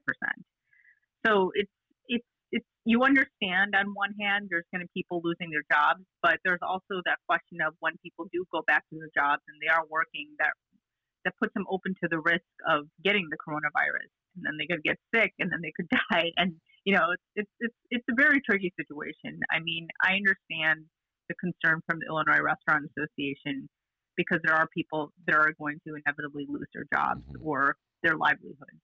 But on the other hand, you have to think about the lives that we need to save. And, at this point, every day Governor Pritzker has a news conference at 2:30. And, the first day that he had these news conferences, we had one death in Illinois. And now it's like the death numbers have been in the hundreds the last couple of days. I think they dropped down to 50 maybe a few days ago, but it's like 100 and over 100. So, it's something you have to be careful about. You don't want to jump the gun. And I think Pritzker's being careful. And I know a lot of people have said that if Pritzker's too careful, he's going to be criticized. And if he's not too careful, he's going to be criticized on the other hand, too. And I think a lot of people would say, based on what the scientists are saying, you do have to err on the side of caution. And I think that's what the governor's doing. Yeah, I'm with you on that one. And it's interesting, if he does shorten that the timeline for considering lifting the ban from 30 days or 28 days to 14 days, as Sam Toya is suggesting, it could just be bad news for people who want the ban lifted just earlier. You get what I'm saying? So, okay, well, I'll make it a new announcement in 2 weeks. Guess what? You're still closed. It doesn't mean that you're going to get the news you want to hear. You're just going to get bad news earlier. Ultimately, Romana, I'm thinking when you were talking, I was thinking that it's just going to be a huge amount of money. Whoever the president of the United States is, when we emerge from this pandemic, and I presume at some point we will, there's just going to be so much money needed to jumpstart the economy. So think of all these restaurants. There'll probably be a program to help finance the start of a restaurant, to reopen restaurants, reopen businesses that people will apply for. I could see that coming. We've already had a payroll protection plan. So I'm thinking about all the opposition to the notion of socialism that existed in the world before the pandemic. During the summer, we talked about it during the debates, where the other Democrats would say, Bernie, you can't get elected, you're a socialist. And ultimately, all these business operators, all these restaurants, all these hair salons are going to be looking for a socialist type bailout from our government, which exists to protect us when this is over. I agree. I mean, you're looking at businesses. I know you're a big shopper, Ben, but there's businesses like J. Crew and Neiman Marcus. Those are both big names, for people who buy clothes. And I've shopped at both places and even online shopping in the last few days there. And I can say that, those are two big names. And so you're looking at huge companies are filing for bankruptcy. So you wonder about the smaller companies in the smaller businesses. Yeah, and like you said, hair salons, smaller restaurants, you go to your neighborhood restaurants, they're all going to be struggling and everybody needs help. The airline industry is going to need help. They're going to need a bailout. I think everybody's going to be looking for some sort of bailout. I have a friend who works for United and, they said they're going to lay off all these managers and she's a manager. So it's like, almost every single industry, even in our industry, we've been having meetings and we've been assured that, we're okay right now, but that's for just a couple months. So you don't know what the after effects are going to be when this is all said and done. And we're all going to be affected. So it's going to be interesting to see how we're going to get out of that jam or just how these businesses are going to be able to get back on their feet. For the record, I just want to say this. It is true that I'm not much of a shopper, but the one shopping trip that I enjoy, the Lincolnwood Mall on McCormick that has a lid store, and every 6 months I like to go buy a new Bulls cap. I love going to that lid store in, I don't know if you've ever been there. And Lincolnwood Town Center. Yeah, I know. I definitely know what it is. I remember when that mall was being proposed and nobody wanted it, and I remember thinking that was so weird that all these people were against it. I don't know. It's not my favorite mall. I love the. Well, you're not a fan of lids, so I love the lid store there. And it's. I know. I have a brother, so I know what lids is. So. Okay. Yeah, I think I bumped into your brother in that store. No, just kidding. This wasn't on the list to talk about, but Dennis and I talked about it. Get your thoughts on this. some churches have sued in federal court Pritzker. They're saying the stay-at-home ban is unconstitutional, limiting their ability to go practice their faith. I've already given my opinion on this. I'm not a particularly religious person, as you know, Romana. I'm more of the agnostic variety. Don't go to synagogue, church, or a mosque on a regular basis. In fact, probably haven't been in one, and I can't remember the last time I was in one. So what's your thought? How important is it that, in your opinion, that the state, that Governor Pritzker allow people to go to their church, synagogue, or mosque? Well, it's interesting that you say that because, when he had allowed for people to open the churches or mosques or synagogues or any other house of worship for 10 people or less, as long as you could do social distancing, a friend of mine from work who was working on the story asked me if I knew a good someone who's from the Muslim community to talk to. And my brother's the president of our mosque, so I passed him on to him. So it's Ramadan right now, and the group there's a big group, umbrella group that represents all the different Chicago mosques, and they're not reopening because Ramadan is like you have special prayers in the night, and it's like packed. There's no way you can social distance the way you pray in the Islamic tradition. So a lot of mosques, a lot of churches, and a lot of synagogues aren't opening. The reason why Pritzker did have to open the churches, these houses of worship, is because the churches that were suing, I guess they technically could sue because of some sort of constitutional, I guess there was some sort of, they could have like a legitimate complaint in court. So it was he didn't want to be tangled up in these lawsuits. So it's basically these churches, the few churches that sued, he had to do it because of that. But I think a lot of houses of worship aren't reopening. I have a friend in Texas. I think they did. I think they reopened businesses last week, and a friend of mine who lives there, she lives in Houston. She said a lot of people who think it's too early are still staying at home. The mosque, that she belongs to, I guess there's this huge mosque there, or community organization. They're not reopening. So I think a lot of people aren't reopening. I'm sure that's true with synagogues too. I was reading the article we had, and just because Pritzker allowed it doesn't mean that these houses of worship are going to open. And then you have the question of 10 people. Like, how are you going to allow? Which 10 people do you pick from the congregation?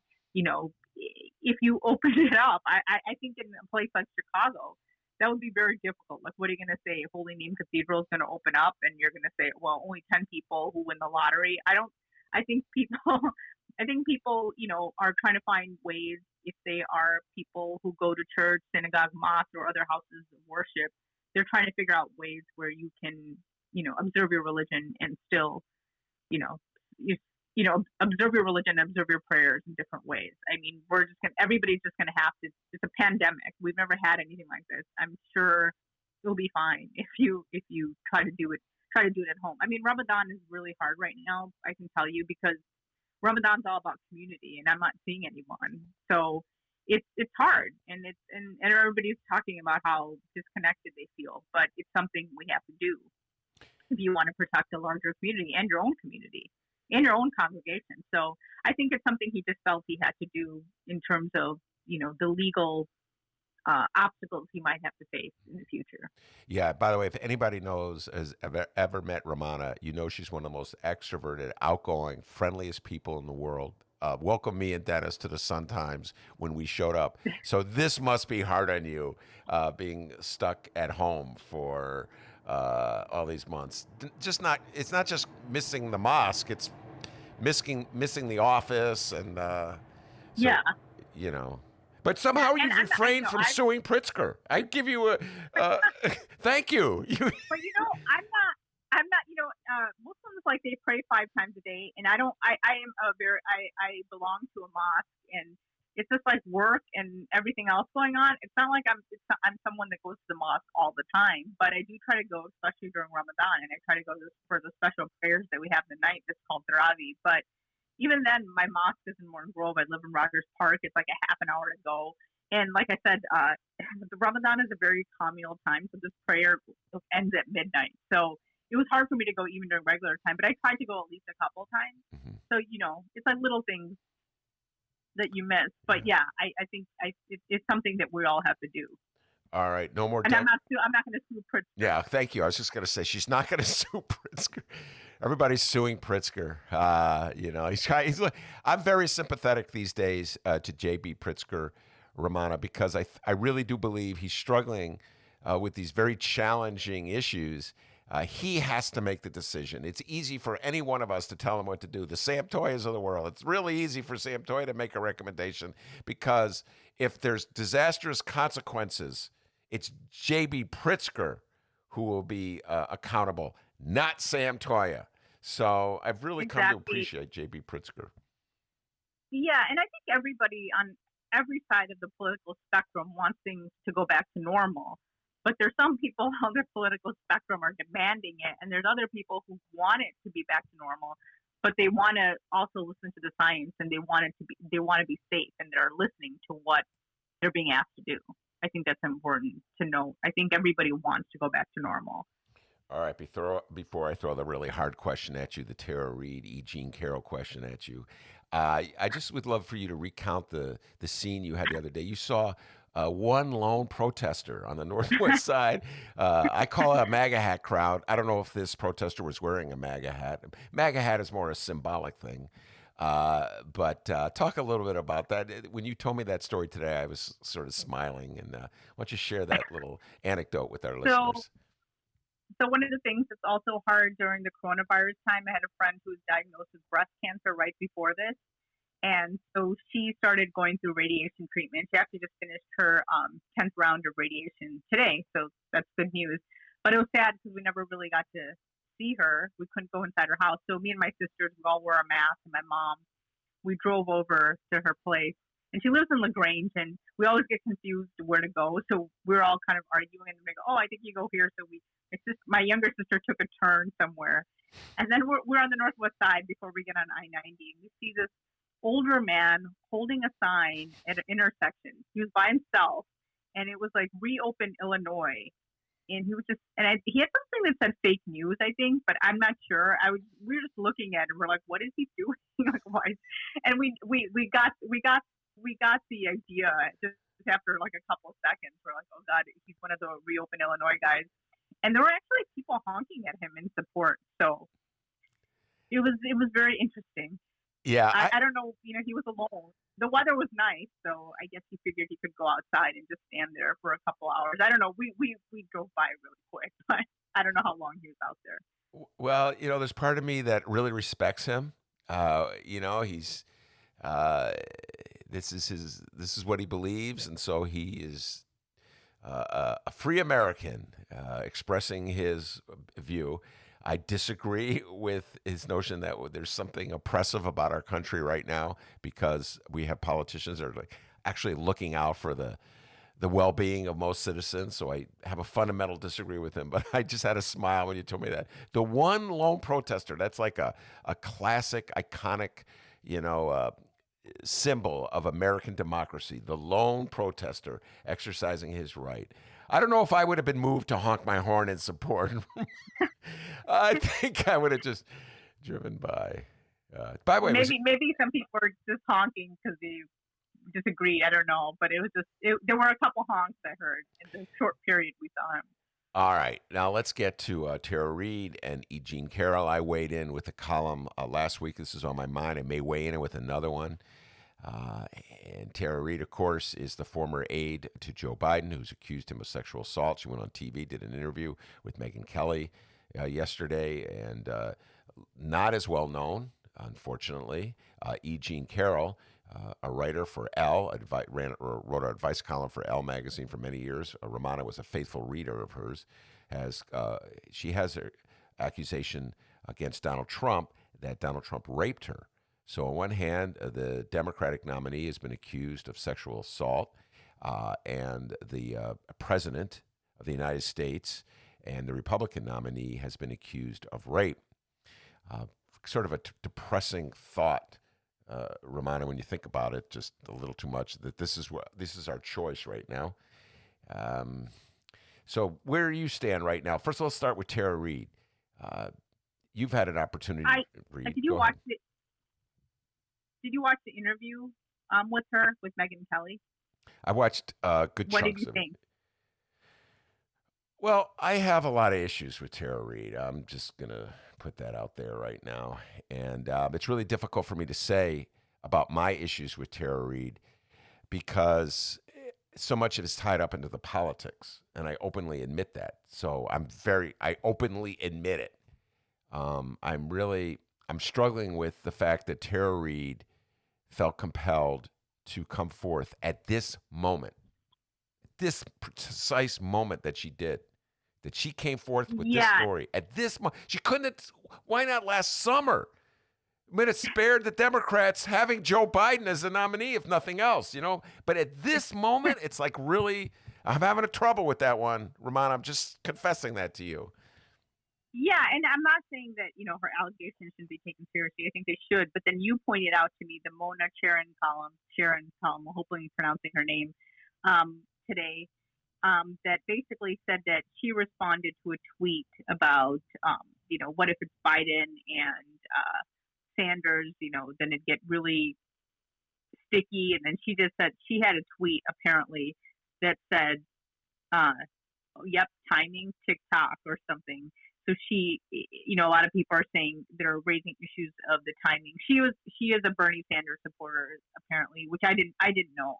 I was just reading about. I know there's some talk about her and how she's obsessed with Russia, but I didn't know she was a Bernie Sanders supporter. I think her allegations should still be taken seriously. I do want to watch the Megyn Kelly interview to see how what she said. And I know some people, I was looking on Twitter yesterday and they said that they just watching her talk, they felt like she seemed less credible, but I want to just give her the benefit of the doubt and say that let's look into the allegations. But yeah, I think you have, asking about the timing is definitely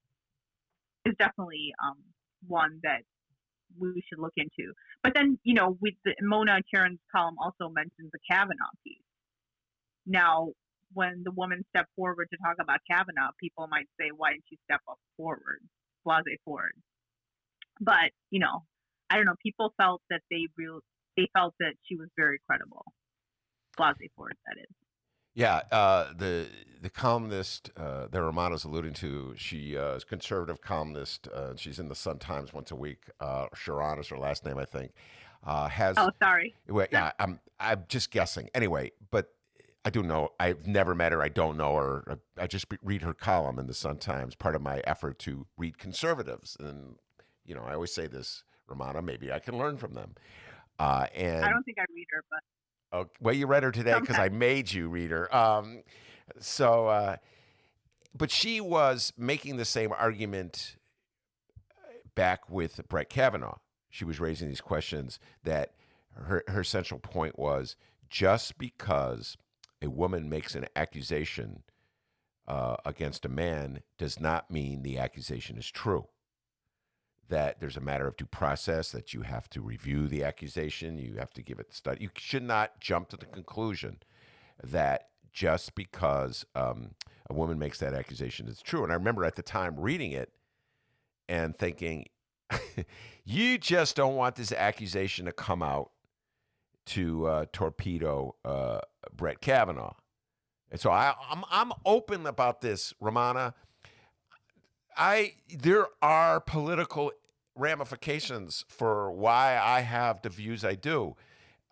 So yes, I did not want Brett Kavanaugh on the Supreme Court. I thought he was wholly unfit for the Supreme Court. He was a Republican operative, a Republican hack, who was one of the people trying to impeach Bill Clinton, working for Ken Starr. So why would he be qualified to be a Supreme Court justice? So I was perfectly happy that Dr. Ford's accusation would come out and maybe would stop him from being a nominee, knowing as I did that whoever Trump replaced him with would probably be just as bad, okay? So, yeah, I'm open about that.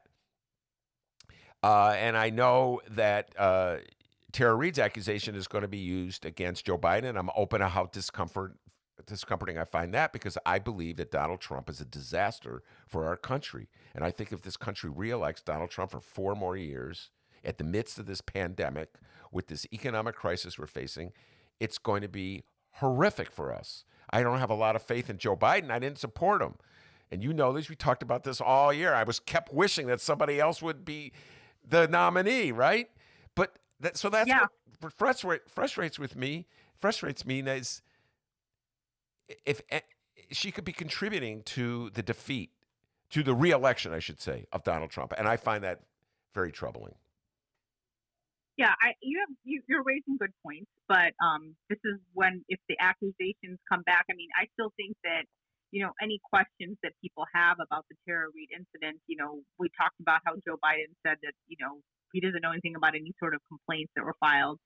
I think if Biden's camp does try to help with that, and these accusations come again, can't they go back to Donald Trump? Can't the Democrats just go back to Donald Trump and talk about the many accusations against him? I was just going to say, I mean, if Biden's sexual assault allegations come out, Donald Trump's numerous sexual assault allegations will probably be coming up too.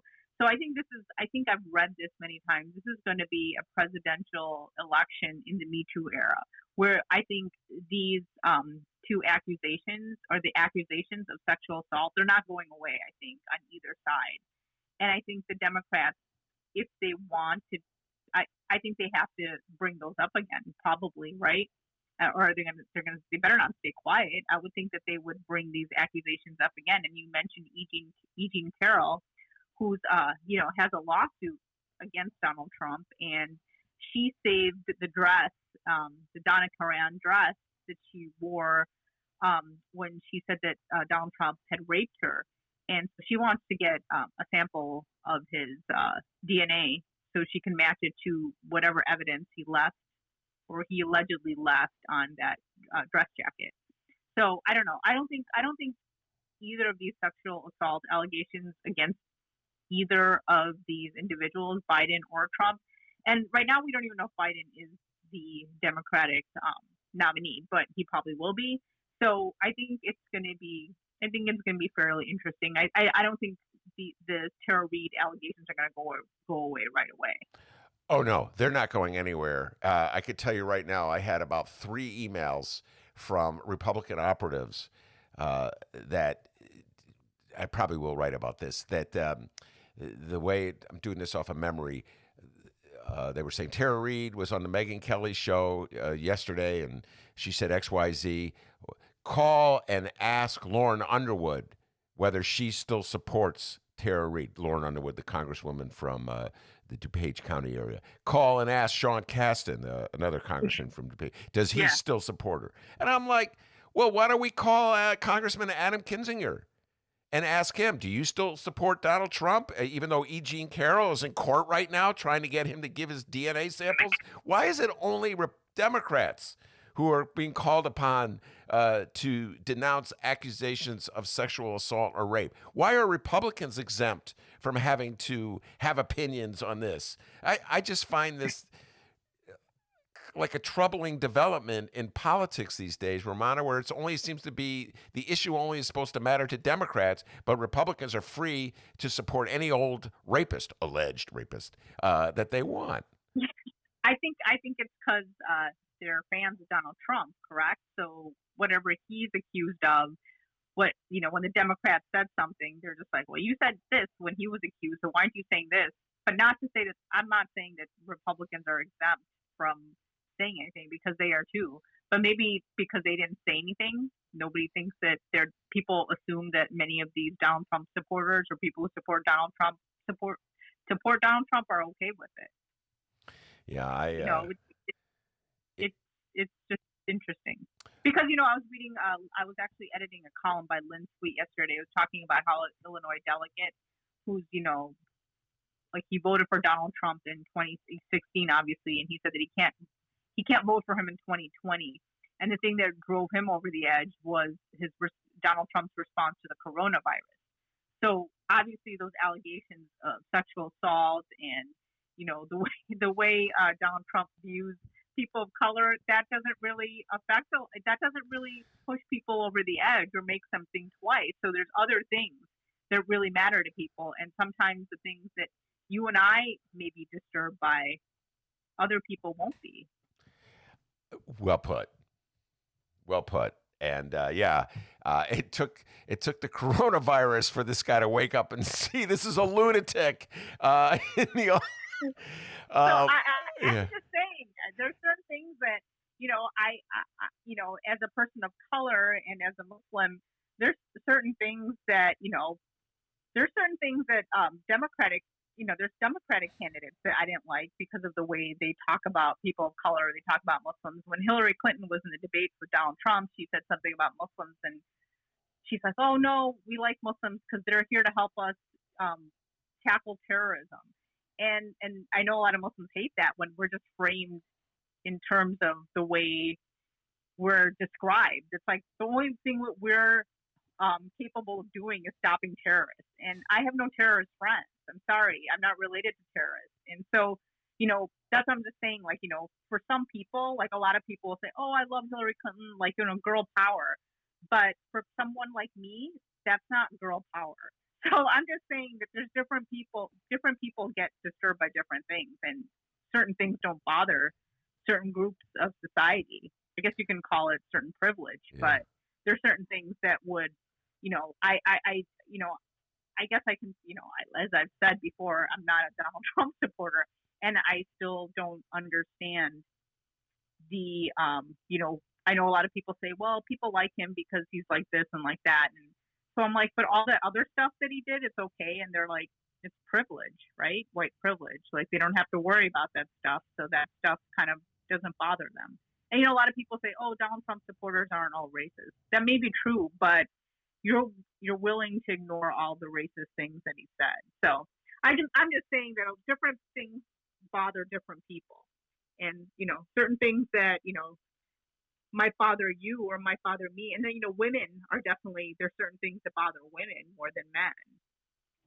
And so, but then again, a lot of women voted for Trump too. So I think the line I always hear is not all Donald Trump supporters are racist, but all racists are Donald Trump supporters. That's the line that I've heard many times. All right, let's move to the part of the show where you give out your recommendations and what you're watching. We're all locked away in our little caves. So what recommendations do you have, Romana? Well, last week I watched Mindy Kaling's new show, Never Have I Ever, and I would say that overall it was enjoyable. Do I think it was perfect? No. And as I was telling my husband Mick, I go, because there's so few representations of South Asians or any other group that I belong to, whenever there's a show, a pop culture, show involving us or a community, everybody starts nitpicking things and saying things like, that's not realistic, or why didn't you expound on this? So there's definitely parts of the show where, and Mindy Kaling's been accused of by many South Asians of trying to cater to white audiences. And, when she was on her show where she played a doctor, I think it was a Mindy Kaling show, her love interests were just all white guys. So I know a lot of people had complaints about that. This show was definitely a diverse cast.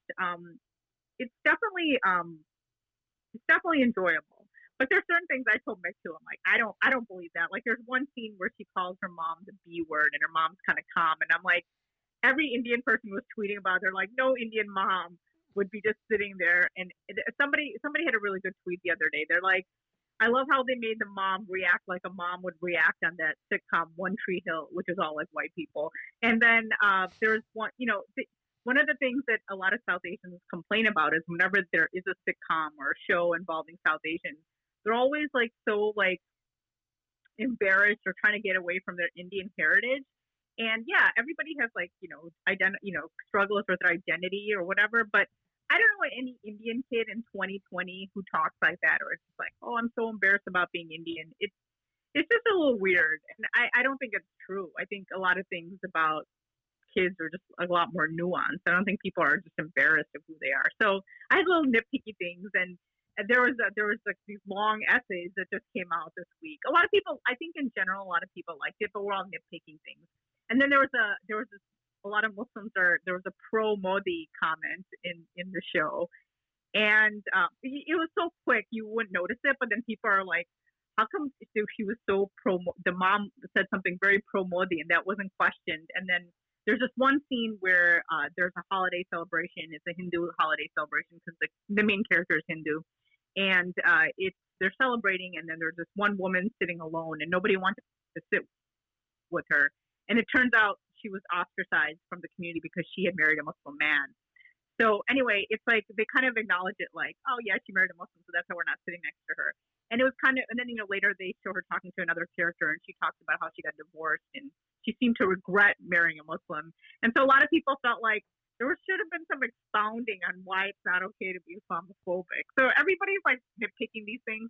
I don't know. I think you like it. It's definitely like a lighthearted teenage show. Like a lot of things are a little over the top, and you sit there and watch it. You know, whenever they show these parties in high school, it's like nobody had parties like these in high school. I didn't get invited to these, but nobody had parties like these in high school. But it's still, I still thought it was. I thought it was somewhat decent effort by Mindy Kaling, especially given the criticism. So I do try to support South Asians when they come out, unless they're Dinesh D'Souza coming out with a sitcom or something like that. So I would recommend it reluctantly. And Go. I just want to say something. What a tough critic Romana Hussein is. That's correct. Quote, somewhat decent effort.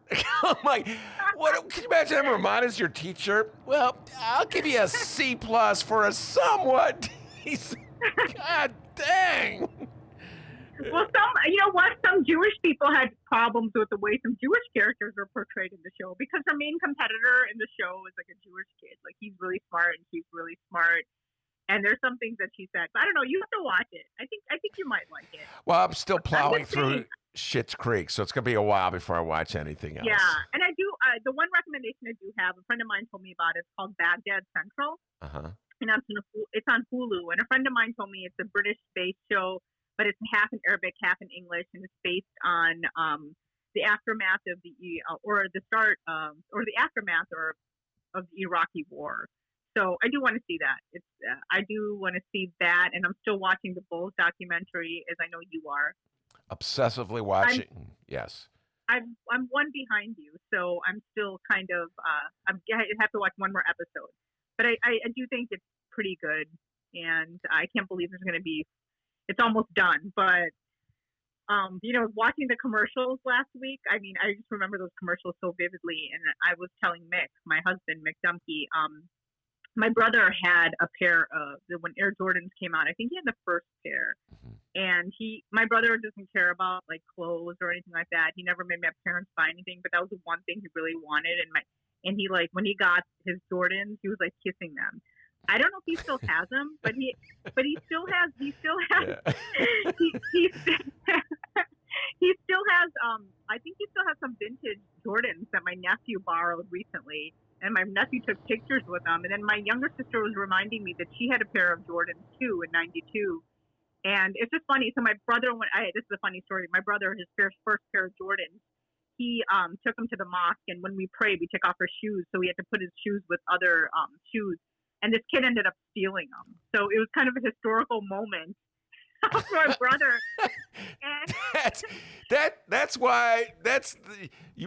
Why are you agnostic? Just think about that story. The guy took off his shoes to pray in a mosque. Someone stole his they were Air Jordan, Benz.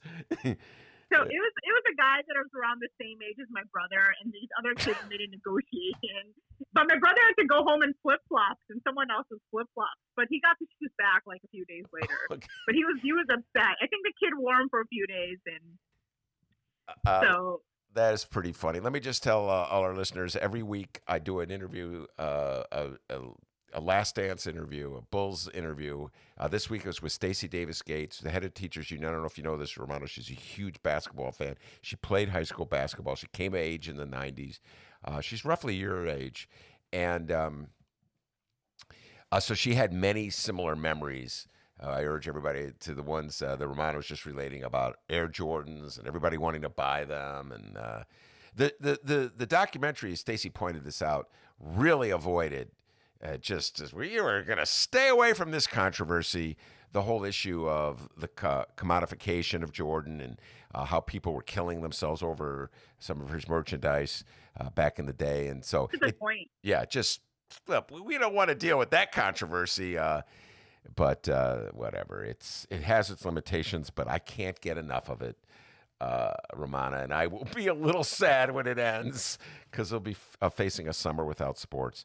All right, Romana, stay safe, stay sound, as I always say, and I really appreciate everything you do and coming on our show. I can't thank you enough, all right? Well, thank you for having me. Stay safe yourself, guys. All right, very good. That's the great Romana Hussein, and Woo! I love talking with Romana. It's always a lot of fun, especially she's tough, man. Here was her recommendation: somewhat decent effort by Mindy Kaling. I'm telling you, Tough, man. She's tough, Romana. She's tough. God dang. You know, and she said that Mindy Kaling is always, appealing to white people. I was wondering why I loved Mindy Kaling so much. I do love It's it. working, Mindy. It is. Oh, It my is God. working. Whoa. Apparently, it's working because I love Mindy Kaling. I have to tell you. We have some updates before we roll out of here for the weekend. First off, we need to talk about this more, and starting next week, we're going to do it. The Chicago Reader Coloring Book. Oh, this yeah, is an man. awesome book. Ben just received his copy in the mail. Showing the Ben, I camera. would grab that coloring book, but we're in a pandemic, and I don't want to get any germs from your ass. So just flip through there and show us some of the pictures. awesome, man. What are some of the pictures that Well, you're it looking starts at? off with a Michael Jeffrey Jordan. Oh, all right. Michael Jordan. By David Beltran, and so you can draw that one, and then there's there's the popcorns, Garrett popcorn. That's pretty cool, and so yeah, the Chicago, we're all in this together, and here's the water tower. Oh, we got a fat feller on the beach. Is that me? It's a bald guy with the beard. This is a great Holy cow, that's Rachel me if I- Pallmeyer. This is such a classic. It's making me feel miss my. See, I do love Chicago. I'm always ripping Chicago, but I do love the beaches. The Kathy Osterman Hollywood Beach, not far from where Mick and Romana live, and it's quite a scene. And this is a picture depicting people. There's people on the beach On you can the color. beach. There's a fat There's a bald fat guy. beard guy. Here's Fireside Bowl. A lot of hipsters love. Oh my lord! the Fireside man. Bowl, man. The Arcade Fire and Fireside Bowl. Watch out, hipsters! Oh my Hipsters goodness! love the fire. Holy cow! I'm a Timberlane guy, but whatever. I appreciate the Fireside it's a Bowls. fantastic coloring book, It's guys. awesome, Go man. check it out. Frankie Knuckles just are real fast. I love Frankie Knuckles. You can color in a picture of Frankie Knuckles, guys. It's the Chicago Reader coloring book. Yeah, Chicago Reader, a free publication, awesome publication. Yeah, it turns out all this crap going down, Chicago Reader needs your help, all right? So get that Chicago Reader coloring book. They have puzzles as well. They're doing a lot of creative things to keep you guys interested in the Chicago Reader. They've been helping you out throughout the... When I first moved to the city of Chicago, the Chicago Reader, I grabbed it immediately, and I loved it. The early warnings, the concert listings. You know the Chicago Reader. They're awesome. Help them out if you can. We have some updates before we roll out of here as well. For listeners who may not know, hi, my name's Dennis. I'm kind of white trash. It's true. And when I read this story, just I don't know why, but a piece of my heart just kind of got crushed. Due to the COVID-19 pandemic, NASCAR has canceled the next month's event at Chicagoland Speedway. Damn it! I had tickets too. Oh, don't. You know you didn't. I had tickets, and I was going to go. We were going to have a good time. My white trash hillbilly heart is crushed. NASCAR cancels next month's event at Chicagoland Speedway as a part of their revised schedule. But, Ben, I know you don't like NASCAR. Have you ever watched a NASCAR event? Yeah, of course. Who's your favorite NASCAR racer? Dale Earnhardt? Oh, really? When his most recent one, huh? That's pretty good, right? No, he died in Oh, okay. about. That was come just on, making- man. See, it's sports, okay? Now, it's true I haven't watched one in about 30 years, but there was a time, D. I watched. It's on TV, it's sports, I'm watching it. All right. Nice. Shout out to my former roommate, Mick Nasty. He loves NASCAR. What's up, dude? Do you listen? I don't know. But we have another update as Wait, well. his name is Nick Nasty? Mick Nasty. Oh, Mick His Nasty. last name's McNaughton. I call him Mick Oh, Nasty. I thought his name was Nick Nasty, which is Oh, a that's pretty cool name. That's a man. cool wrestler name. Yeah, Nick Nasty. Nick Nasty from the top elbow. All right. Or a and guitar player. We have one more update here. Lori Lightfoot, Chicago Mayor Lori Lightfoot, she did give her latest COVID-19 press briefing here. The following comes from the Chicago Sun-Times staff. Mayor Lori Lightfoot on Friday unveiled what she called a, quote, protecting Chicago framework to guide the slow but steady reopening of a city economy ground to a halt by the coronavirus. It says here Lightfoot is also following Governor J.B. Pritzker's lead in establishing 4 health-related questions that will determine when and how Chicago graduates to the next phase. So she's doing a similar phase plan here. They are whether the rate of a transmission of the novel coronavirus across Chicago and surrounding counties is decreasing, whether the city has enough testing and contact tracing capacity to track the disease and limit its spread, whether there are enough, quote, support systems in place to protect vulnerable Chicagoans, and whether the healthcare systems has capacity to handle a potential future surge. But unlike the governor's plan, in order to cautiously reopen, Lightfoot has established a set of so-called epidemiologic factors to determine whether the city can move to phase 3 and future phases by measuring every 14 days, not every 28 days, as Pritzker has proposed. What do you think about this plan? Well, that's why Sam Toya likes her so much. We're coming full circle. Well, for every 14 days, I just want to point out to everybody, if the news is bad at the end of 14 days, it's just going to be another 14 days, but whatever. It gives you something to look forward to. Maybe in 14 days. And I'm surprised she didn't sign on to the Sam Toya Canaries in Indiana plan. Well, let's see how it's going over there. Well, no one's getting sick. Let's reopen. So We will shut you down. We will cite you. And if we need to, we will arrest you and we will take you to jail. For the love of God, please social distance, people. Holy cow. But we're only going to do that every 14 days. No. Listen, everybody's struggling. Nobody has any answers. And I think Lori Lightfoot's in that crowd, as well as J.B. Pritzker and Sam Toya. Have a great weekend, everybody. Remember, download our bonus interviews. Kelly Cassidy, Miles Camp Lassen, and I'm trying to think of the other one off the top of my head. Who is it? We're going to be talking to him just very shortly. Right after we get off the phone, we're going to be talking with him. Mike Novak! There you go. Hey, Denny. I've known Mike Novak a very long time. In fact, I appreciate Mike Novak. When I first started at WCPT 820, the station. What was that station? WCPT 820. They fired your ass. Yeah, they loved you, though. Dennis. Facts matter. And as a matter of fact, Ben, you're fired. Get out of here. Facts matter unless they're TIFF-related facts. Then let's don't discuss that. Mike Novak gave me my first on-air. He let me on the air on his show, so I'm very thankful Is for Mike that. Novak still at WCPT? Oh, no, they fired his ass, too. I love Mike Novak. First of all, he's not only exceedingly knowledgeable about the environment and about all things gardening, he's a very funny guy and great sense of humor. He looks a little like Bill de Blasio. I'm just saying. If you put Bill de Blasio and Mike Novak side by side, they look a lot alike. Negatory. I think he looks more like Michael Landon. Oh, okay. Remember, we were just talking about him on Tuesday, I want to say. Oh, yeah. All right. And hey, live stream chat, you guys are my friends. I really like talking with you every day. And thank you so much for joining us. Remember, the first person to kind of get in and request a song, there's a good chance we're going to play your song. Beat KMA Barry. Be the first to join the live stream chat. And join us on Tuesday. I wouldn't say play your song. It's me singing. Oh, yeah, you're right. Quote, unquote, you're right. Ben singing. will sing your song. And that singing is poorly. in quotes. Anyway, remember today's song? Oh, here we go. Short-term memory. Let me Don't see. look. You're cheating. Your short-term memory is not what it used to My be. short-term mermy. Yes, my short-term mermy is just that. Ain't what it used to be. All right now by Free, all right? Come on, You man. know what? Sing that one more time and take us home. Huh? All right now, baby. Want to thank absolutely everyone all week for being such great guests, Romana Hussein, and of course the man, the myth, the legend, the pride of joy at Alton, Illinois. And yeah, the short-term memory isn't what it used to be. It's all that reefer's catching up to him. As Romana can tell you, back home in Alton, they call him White Lightning. Give yourself a raise, take it out of petty cash. Have a great weekend, everybody.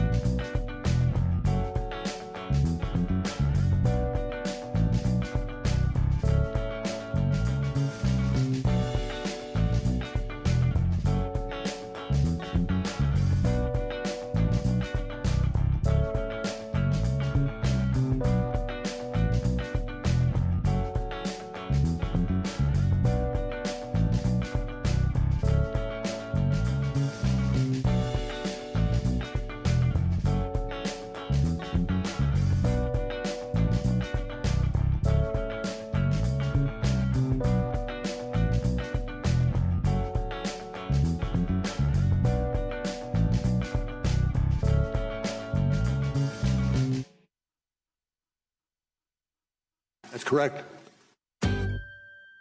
And for the record, I love puppies. Let's begin with phase one. When you go out and party, when you go home to your mama, your grandma, or anybody in your household who has an underlying medical condition, you are bringing death to their door. It's just going to be you and me. Come on. Baby, I don't want you to go. Come on. Baby, I don't want you to go. Gotta protect this place. Stay home, Chicago.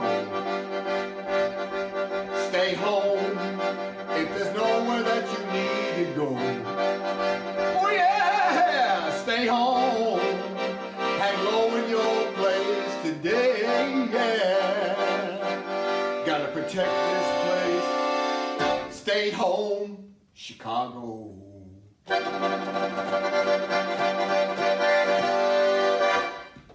That's correct.